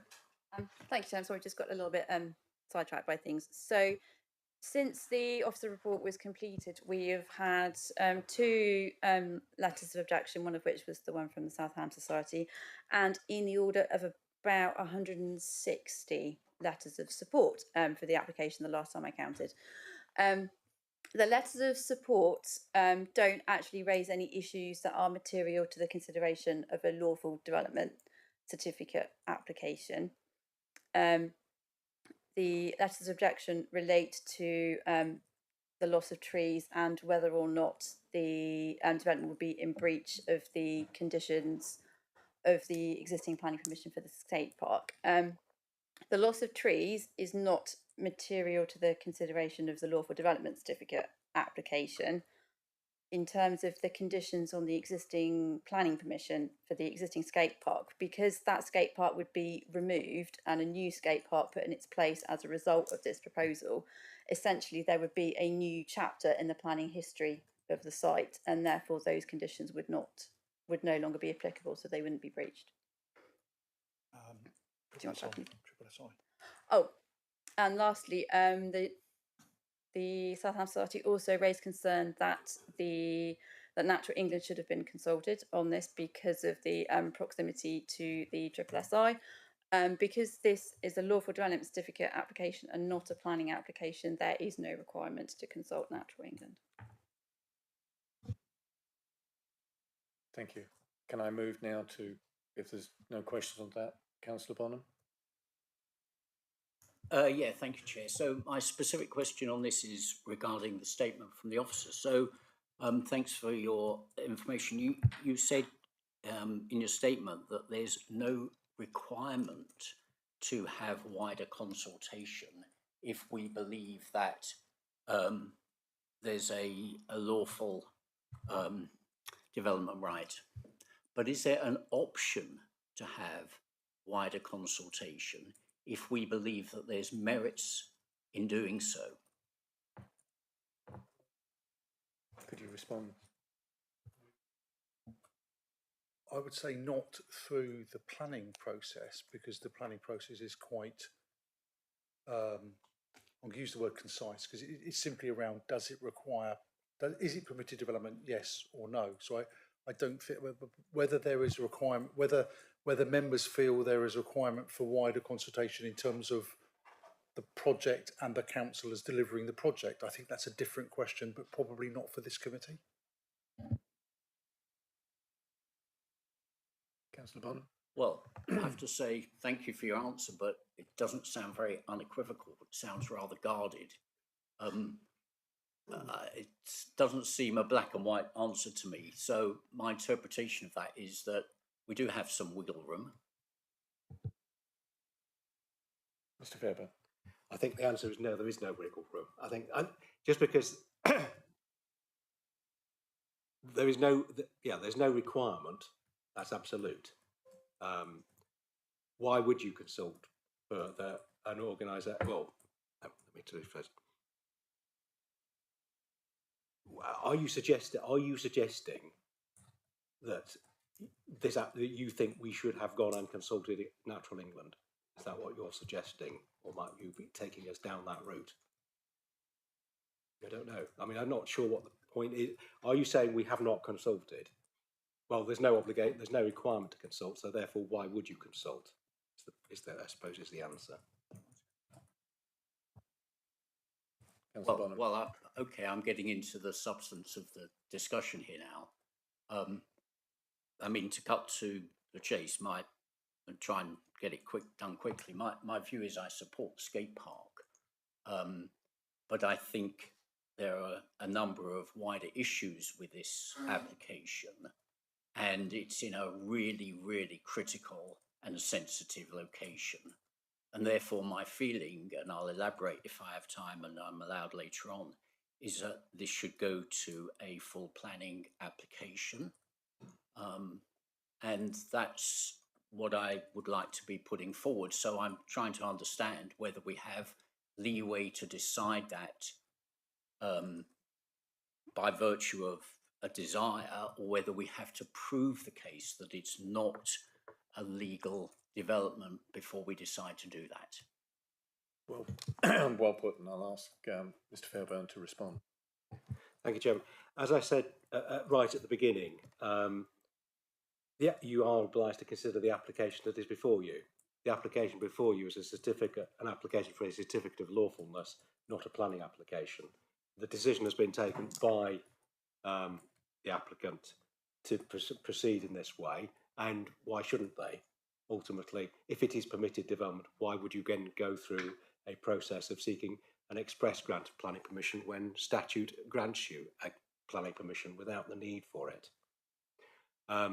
So if at the end of the day there are concerns about the project and the way the project and the council as the landowner has progressed the project, then that's to be taken forward elsewhere. It's not a matter for this committee. This committee is to consider this application only. I think if I can recognise and I can see the concerns coming out, I think this is a matter, as I've already indicated with regard to the trees, you know, there is a view that it's going to be looked at. And I suggest that this is a point to discuss with the leader of the council. Any other comments? Can we move on this? And we have supporter, there is no objector logged on this for today. There is a supporter, Adam Shering or Rob Sakula. I'm not sure who is going to do the presentation. Right, Rob Sakula, if you'd like to come forward. You know the drill, you have 3 minutes. Thank you, Chairman. Good afternoon, members of the committee.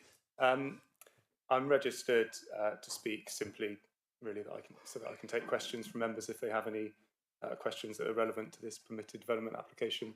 I could give you a long spiel as to the background of the project and all the pros and cons, but that's not really why I'm here and what the purpose of this permitted development application is for. So all I'll tell you is that this is a project that I've been working on for a couple of years with the Town Council, with the Kingsbridge community.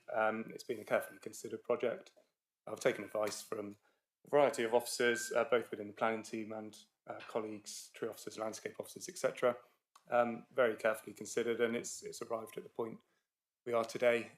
You've already heard the statement from Councillor Brazil. We will be visiting the site and having a good discussion about the merits of the scheme and the impacts through that separate process. But yes, I think the point has been made very clearly today that this simply is an application for certificate of lawfulness. We didn't apply for planning permission for exactly the reason that David Fairburn set out.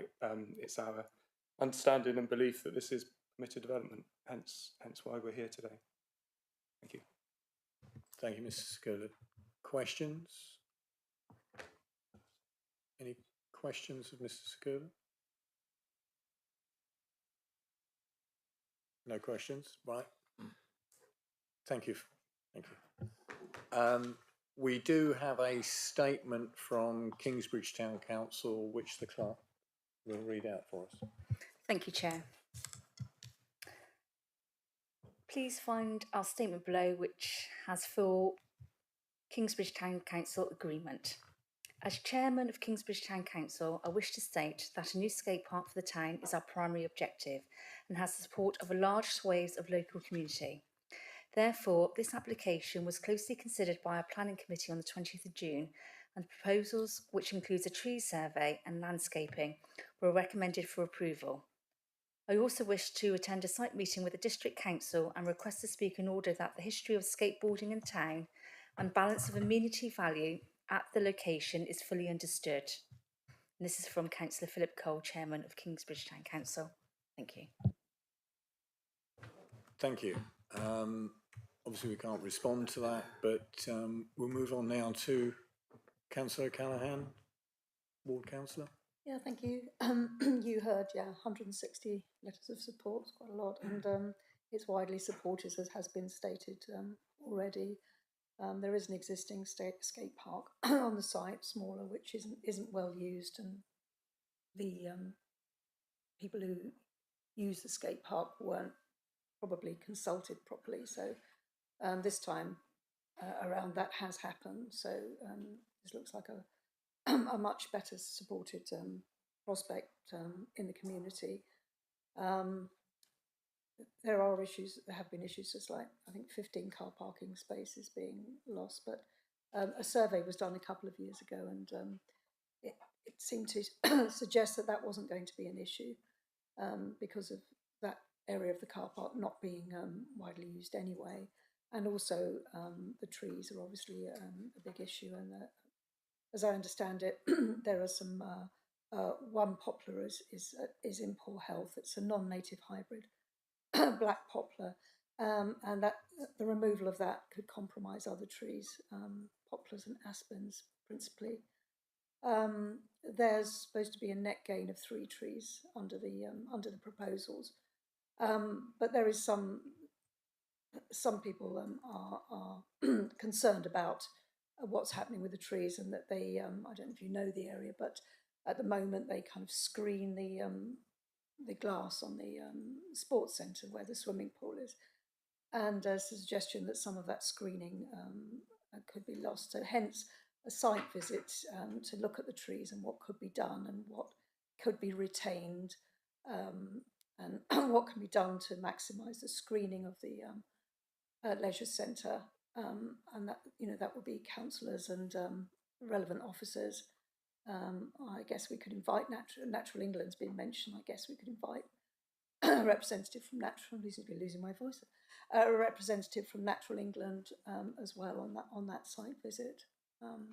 But yes, obviously, concern about trees, and not least because a week or so ago, a nearby oak came down, not in the same area, but nearby. So that caused a lot of concern locally. But it's not part of the area we're looking at. But it was nearby, which may suggest an issue of maintenance of trees in the area as well. So as I say, we're going to be looking at that. So yeah, generally a positive thing for the community, but concerns have been expressed principally about trees. Thank you, Councillor Callaghan. Any questions of Councillor Callaghan? Councillor Hodgson.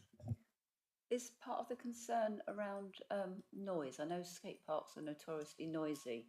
The screening isn't just visual, it can also help reduce noise impact. Is that part of the concern? That hasn't been I haven't seen that widely expressed, but as I sort of suggested, what the Southam Society, who've circulated all of you, they did highlight that, and they've expressed concerns effectively about noise mitigation measures being removed, and they're also saying that should there be a certain loss of trees, that there will then be the glass at the back that will could affect, the baffling of the noise could be impacted by loss of trees because of the leisure centre behind those trees. That's what they're saying. I'm not saying at all that they're correct, but these are some concerns that they have raised. But that is not something that's been widely expressed. Thank you, Councillor Callaghan. Any other questions of Councillor Callaghan? If not, thank you. And can we move on to debate this?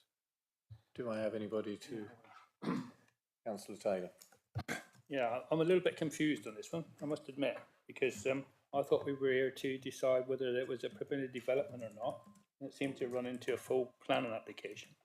Because I believe that Councillor Brazil's already said he was going to visit the site and discuss most of the things that's been talked about. So to me, it seems to be that we're looking at whether it's a permitted development rather than a planning application, which seems to be running around everybody. So on that, I would think that I would move that we could move it into a definite permitted development. Thank you, Councillor Taylor. You're moving. Do I have a? Is that a proposal? Is that yes, yes, please. That was a proposal. I second it. Seconded by Councillor Abbott. Thank you. Any other comments on this application? Was that? I would just say that I think it's really important that we do support facilities for young people. We hear a lot of bad press about young people, and a lot of the time it's because we don't provide adequate facilities or opportunities for them to have youth clubs, and something like this actually can really help meet some of those needs. Thank you, Councillor Hodgson. Any other comments? Councillor Barnes? Yeah, thank you, Chair, and thanks for giving me time to talk about this. Firstly, I totally agree with Councillor Hodgson. We definitely need to be supporting facilities for young people. I want to give credit to Adam and the other people that have worked really hard to put this plan together, and the Town Council and others over many years to try and get a good proposal. I do want to make some broader comments, so if I may. This is the third attempt at getting a skate park in Kingsbridge. I believe the first one was opened in a different location by Prince Andrew, maybe when he was considered in better light than he perhaps is. And the second one is in a very similar location to the one that we're talking about now. It's not used, partly because trees, debris from the trees, leaves and twigs falling on it, and it's difficult to ride on. It needs constant cleaning. The point I'm trying to make is that we need a skate park in the right place, developed in the right way, with the right facilities, so that it's used and that the money that we invest in the skate park, close to £250,000, is money well spent. And the last thing we want is something that's not done with all the considerations and issues taken into account, such that it might be not used sufficiently, or might be objected to by members of the public at a later point. And so my argument and my request is that we reject the permitted development request and we send this to a full planning process for a number of reasons. Firstly, there are difficult issues here about the siting, the noise and the trees. Although there's been a lot of support from Kingsbridge and the town, and I think that's great, it's a fact of life that there are different constituencies. There are young people and young families who want this, and I do too, but there are also a lot of other people who really, really value those trees and the wildlife and the nature and the screening that they provide that's in front of this sports centre, which would be a massive eyesore, unfortunately, if the trees were taken down. I think all of these points need to be considered really thoroughly and really properly. And I do applaud the application because it does mitigate the removal of 10 trees by planting new ones, but they're going to be much smaller. And I'm also worried that even if the 10 trees are removed, there will be debris and leaves and twigs falling on that site, as they are now, which means the skateboard park, the new one, and the 250,000 might still not be used effectively. So I personally think that the siting needs to be considered. It could be moved a little bit away from the trees. The trees could be handled in a slightly different way. And overall, I think the complexity of the issues, the importance and the sensitivity of the site right next to the estuary and the SSSI, and its precise location means we need to look at all the aspects in detail before we give it the green light. More specifically, in relation to the application for lawful development, I'm going to read carefully 1.3 here in the document. The reference to Class A to any small ancillary buildings, works and equipment is reference to any ancillary building, works or equipment not exceeding 4 metres in height or 200 cubic metres in capacity. I would like to suggest that the works to build this skate park will exceed will exceed 200 cubic metres in capacity, because the works include removing trees which are, I don't know, maybe 30, 40, 50 metres high. 10 of them, there needs to be massive cranes put up to execute that work. I don't see how they can be done at a height of 2 or 3 metres. That's impossible. The trees themselves, when they are removed, will be absolutely massive, taking up all of the key area.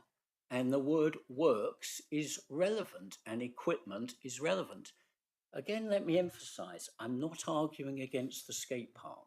I'm not arguing against facilities for young people. I'm not trying to say the thing should be stopped, but I do think that the wider factors need to be taken into account with a full planning application, with consideration of moving it slightly away from its current position to reduce the need for removing quite so many trees. And I don't think that lawful development is the right approach for such a sensitive and difficult area that virtually everybody in Kingsbridge will see as they walk up and down the key area. Thank you. Thank you, Councillor Bonham, for that fairly sort of considered and in-depth response. Are there any other comments? Councillor Hodgson. I've got the map in front of me, and certainly, you know, if we have the privilege as a landowner to have maybe a better look around than most applicants for different things. Obviously, this is a specific public amenity, and I absolutely agree. It's important to get it right. And you know, I made myself quite unpopular in Dartington a couple of years ago by objecting to a bike track going through a woodland area. It went ahead. They've destroyed loads of trees. I'm really disappointed that it took place. There could have been an alternative site which was proposed at the time, and the organisation didn't go ahead. But it wasn't us doing it, it was a group. We have the opportunity to actually look at other locations. Certainly that's been one of the issues in Totnes, or the skate park there, looking at, rather than take out, I think it was going to be quite a number of trees in Borough Park, that the location was relocated. You know, there's always going to be issues because there's noise and view.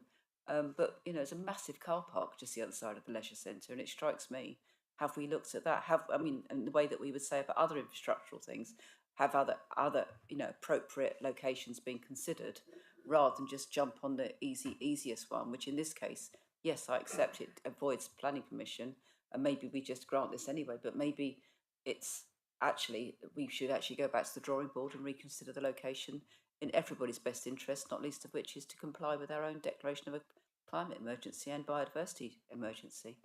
And also, it just strikes me that looking at the map, it's very clear the role those trees play in terms of, you know, public scenic interest and possibly the SSSI links. Thank you, Councillor Hodgson. Mr. Fairburn, you wish to come in? Yeah, I think the concerns that members have raised are quite clearly proper concerns, but proper concerns in terms of the council as landowner. And I'm sure that in terms of that the council will have heard the comments that you've made, but in terms of the application that's before you, the question is a very binary. Does this do the works of development, and I'll stress the word development because the cutting down of trees is not development, but does the construction of the skate park, does it not exist? Is it within the limitations set out in paragraph A of the of Schedule 2 of Part 12? So does it exceed 4 metres in height? No. Does it exceed 200 metres in capacity? No. Therefore, it's a binary. Does this comply? Is this permitted development or not? Yes, it's permitted development. It's a simple, straightforward decision. The issues that you raise are very valid, but they're valid for another venue, another arena. Councillor Hodgson, is that? It's very clear, and that's why I said, you know, we could just pass this, but I would just urge us to actually be perhaps committed as members of the council to actually review the location for all those reasons I set out. Thank you, Councillor Hodgson. Councillor Bonham. Yeah, thank you again. So I applaud the fact that the leader is going to have a look at the sites, but I'm not quite sure what the outcome of that would be. I mean, is it a proper planning process that Councillor Brazil is going to go through? It doesn't seem, I don't really understand that. So again, in the interest of transparency, in the interest of openness, in the interest of balancing the needs of young people, which I totally support, with the desires of a different community to protect landscape and to improve biodiversity, we should be looking at this.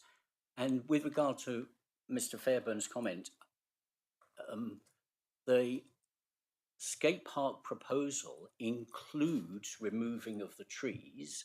I don't see how works can be completed and equipment can be deployed that is less than 200 cubic meters in building the new skate park. It just cannot be done because the skate park requires the removal of the trees. So I'm not a lawyer, but I don't see how this part 1.3 can be satisfied in building the skate park. I would move, I don't know if I'm allowed to move an alternative motion, but well, okay, I'm getting some nods. So I'd move the motion that we reject the permitted, am I allowed to, Mr. Chair? Councillor Bonham, we already have a motion Oh, I'm on sorry. the table, Okay. but if that's lost, then that moves in. But first, Mr. Weimer. Perhaps if I can, I'll try and help. Inevitably, I'll probably confuse matters more, but the general permitted development order sets out what is permitted development. So in order to be looked at as permitted development, it must be development, because if it's not development, it wouldn't be covered. The felling of trees is not development.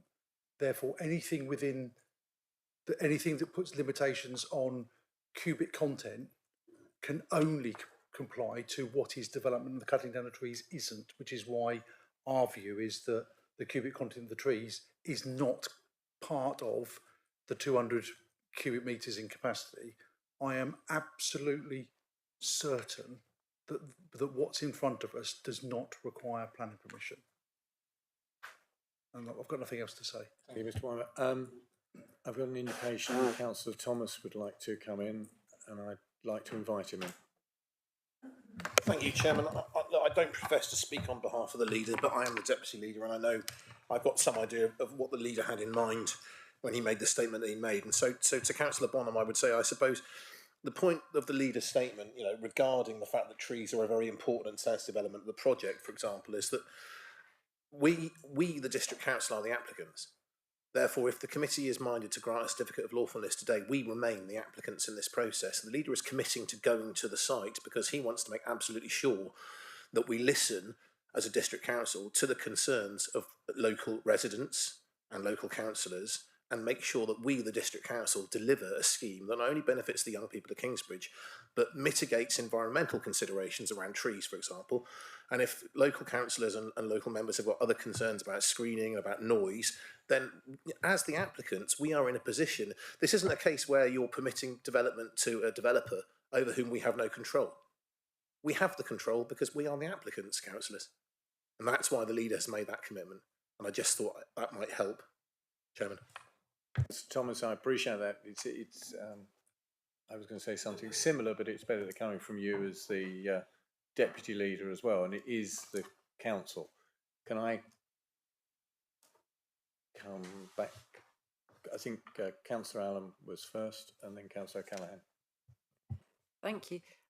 You mentioned that if there was going to be a planning application, if this proposal was certificate of lawfulness was not accepted here, that would go to planning application. And you mentioned that there might be a position where you can look at resiting the skate park very close to where it's proposed now. Is there a reason why it wasn't? Because it seems to me if there was any way of avoiding cutting down trees, I imagine that Southampton's officers would have already considered that. So is there any reason why it was in its position now and not where you're proposing? Thank you. Thank you, Councillor. Can I ask Mr. Sakula to come back in, because that's more a question for him on the process. Yep, it won't surprise you to hear that over the last 18 months we've considered location, just as they did 10 years ago. when the skate park was put in its current location. So we do own a few sites around Kingsbridge. We own most of the green space sites around Kingsbridge, as well as the grey sites, if you like the car park. And as has been flagged, you get constraints, different constraints with each site, be that flood zones, be that noise, which, to be quite honest, is quite often the biggest constraint, or in this case, trees. So we have considered other sites. The market above the leisure centre has been mentioned, which was the first thing I asked when this was first put on my desk by the community 18 months ago. So we reviewed that site in terms of feasibility. In terms of noise, it was a non-starter. So without adding to the divergence here, in terms of siting a skate park, there's good practice guidance in terms of noise. So Fields in Trust guidance says you shouldn't site it closer than 30 metres to a residential boundary. Good practice is 50 to 80 metres. What we've got with this site is almost 100 metres to the east and well over 100 metres to the south. If we'd have considered the cattle market location, we were well within 50 metres of both existing development and also a development which may well come on stream at the Roke Walk Centre. We would be within 30 metres of that. So that site was unfeasible. There's a lot of other considerations within siting a skate park, which as a responsible authority and officer, we've looked into. So things like, will it be used by skaters? Well, it wouldn't in the cattle market location. In terms of what the town council think, in terms of what local members think, all of these things have been considered at length and in a heck of a lot of detail for the last 18 months, trees being number one. So my job is to plant trees, to maintain trees, to seek funding to do that. I'm very sensitive to trees, and clearly I don't want to lose any trees, but equally I understand balance.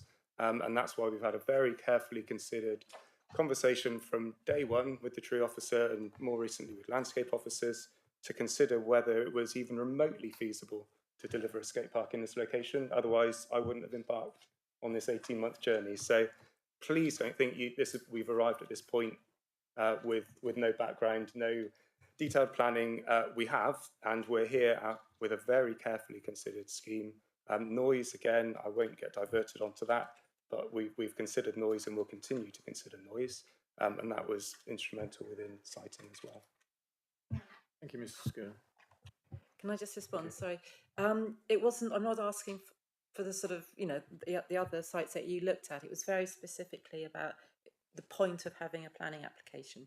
So Councillor Bonham mentioned that if there was a full planning application, it'd be to look potentially at moving the skate park potentially a couple of metres away from the trees. Is there any reason why that couldn't happen? Because that would mean that obviously there would be no need for planning application if these were not, if there was a rationale for having it there, which we all understand now.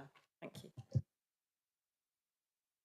Yeah, on that specific point, I think the fact that you need decent access to the slipway, which is immediately to the south, the skate park location would render that unfeasible. We could move it north within the car park, but again, you've got residential areas towards the north of the car park. So even within the context of the car park, we really are hemmed into that existing location. Yep. Thank you, Mr. Sakula. Councillor Panel. I did some research into black poplars, and although they are rare, well, in fact they are rare, there is a problem in using them in a landscape setting in terms of a public amenity area, because they do, as we've heard, shed a lot of debris onto the area below them. And I'm presuming this is why it's not proposed to replace the black poplars that have failed with other black poplars. And I imagine that were they to remain, this problem would still be ongoing. Am I correct in that? Yeah, quite correct. The main distinction here, again, without going too far down the tree route, is you've got two types of black poplar. You've got the rare native, which people will rightly get very passionate about protecting and is incredibly important. You've then got lots of non-natives. You've got a non-native hybrid here, which is a cross between a European and American black poplar. Grows very tall very quickly, easily outgrows its space, and the older it gets, it has a tendency to become brittle, and you can't manage that through traditional tree management because regrowth from hollowed joints is incredibly weak and again has a tendency to tear. So this tree was used in historic landscaping schemes incorrectly and has caused all sorts of issues. So we will have management issues with those trees in the very near future in the context of being over a public right-of-way, public footpath, car park next to a leisure centre and a skate park. So regardless of this project, we will have issues with those trees in the near future. But I mean, that's all in the tree report and will be discussed with members separately. Thank you, Mr. Segula. Are there any other comments? Because we've given this a good airing, and I think that the point has been made by Councillor Thomas, not wishing to sort of speak for the leader, but there's an opportunity for all of the issues and concerns. This is the District Council making the application. It is the District Council site, and we are all District Councillors, so therefore we all have input into this. So those concerns can and should be brought forward to the leader. It's always offered to examine the details of the trees and further landscaping matters, and I think you can bring those forward. But what we hear today, as has been clearly said, and it has been proposed and seconded with regard to the certificate of lawfulness, and as Councillor Hodgson has said, we could pass this, but it's still within our ability to look at it and address it properly. Are there any other comments? If not, we have Councillor Bonham. I'll be very quick. I mean, it seems to me, by virtue of the fact that we've had such a long discussion, that there are issues that should be aired.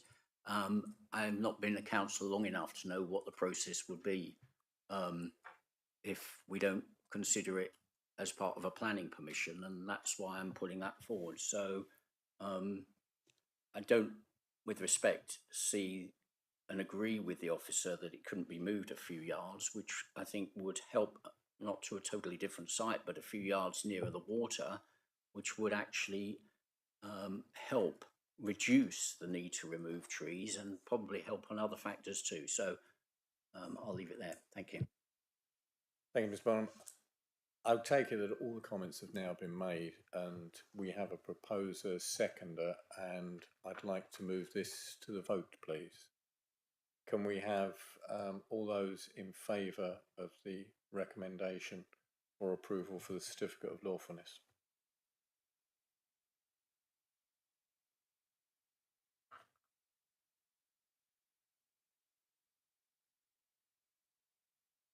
Thank you. Those against? Any abstentions?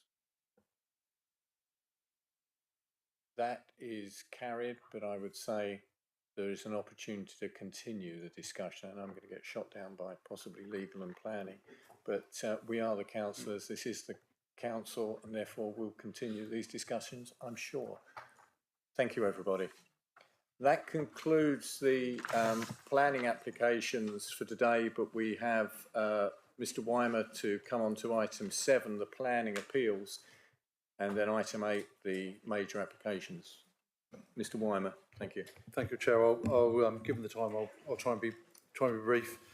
There are 2 planning appeal decisions on the report. The first one is an application for 4 dwellings. I can't remember what it was. Sparkwell.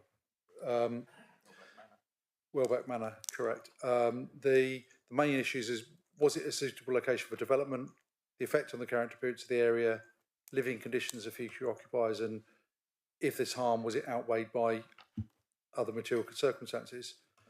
The inspector considered that the proposal wasn't actually within the village, but it would further elongate the built form out of the village, and as such, it was in the countryside, and the principal development was contrary to TTV 26.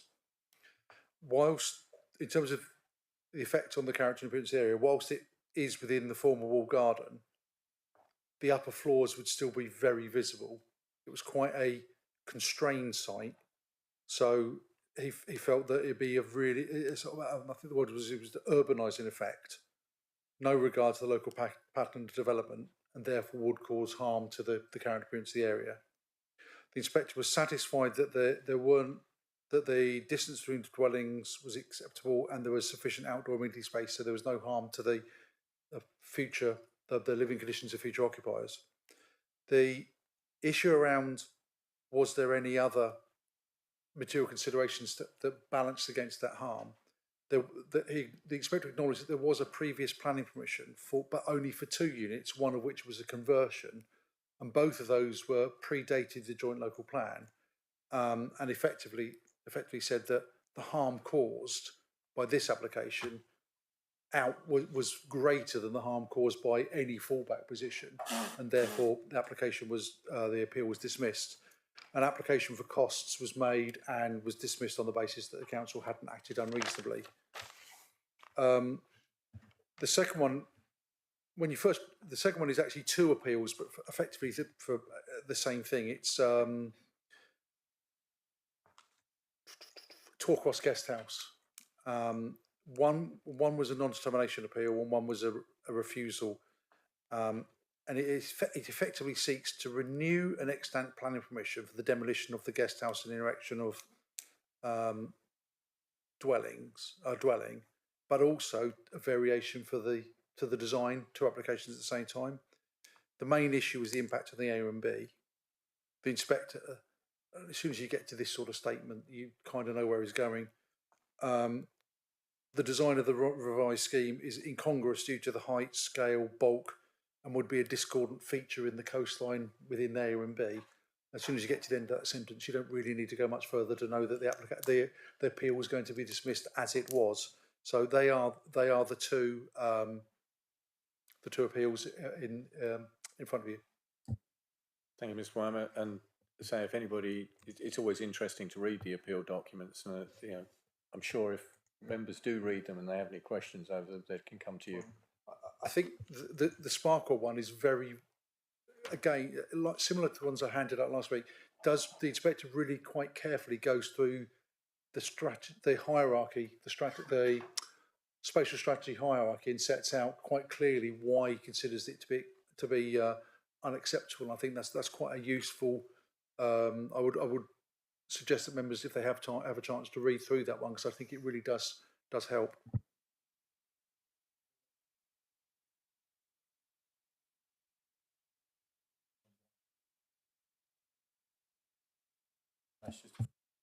As usual, I do not intend to do a presentation. If members have any questions, I'll try to answer them, provided they're not specific questions about the planning merits of specific applications, which it wouldn't be appropriate to discuss in this forum at this stage until they're here. Does anybody have any? Yes, Councillor Hodgson. Question. Councillor Hodgson, sorry. Yeah, I have a letter from Dartington Parish Council regarding the Brimhay application that has been requested to be withdrawn. It was actually submitted by the Parish Council. And just for a bit of background to people who are new or unfamiliar with this goes back quite a long way. But what was actually happening was that South Devon Rural Housing Association had proposed quite considerable big planning application for a site called Brimhay, which is in the middle of Dartington, just behind Cott. And there was considerable concern about it within the community and the parish, and the Parish Council put forward a alternative planning application, which South Devon Rural Housing did not accept as the landowner, and therefore it remained sitting there, albeit approved by this council, and they didn't build that one out. But they've been asked to withdraw, and I've been talking to them about it, and I have a letter that they've asked me to read out. Is that acceptable? They have asked for it, but they have asked for it to be withdrawn. Which, but I haven't gone back to. To be fair, I haven't gone back to them yet in response to that. I'm not sure that constitutionally that there is an opportunity to read that letter out. I'll happily defer to Mr. Fairburn. Yeah, certainly not one of the applications that's listed on agenda item 8. And if it's not on the agenda, then it shouldn't be open for discussion. That's what I will happily do is ensure that their letter is put on the public file and remains there for anybody to see publicly. If I may, having been privy to many of the conversations at Parish Council over the last few years regarding this, I think the point was directed not adversarially at the councillors, to help councillors understand what was the aspirations, what were the challenges, And in terms of planning, how it hopefully gives us a little bit, well, not a lesson, but a bit more understanding. I will happily share the letter with leader, portfolio holder, and all members of the committee, if that helps. Councillor Hodgson. I think that was the intention, but maybe it could be shared with the wider council. Why not? I'll happily share it with I'll happily share it with all members. All members, please, if you can. I think that addresses the point, Councillor Hodgson. Right, Councillor Bonham. Yeah. Sorry, very quickly, I didn't really understand what this note is with regard to Rope Walk re-advertisement, and it sort of says applicant is reviewing the proposal, but it says EOT date February 21. Is that what is that the latest update? I don't really understand what the information that's being provided is actually telling me. I'm sorry. It is the latest application. It is the latest. The applicant is the council. It was from the assets team. They are in the process. They have been for some time reviewing what they're going to do with that application.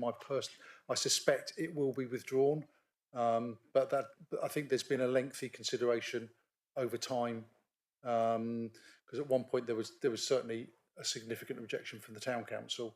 And that's what not the planning side, from the asset side, started to reflect on how that was going to go. So we are waiting, or the officers and myself are waiting from instructions from assets on what they're going to do with the application. So yes, it is up to date, and it's been like that for some time.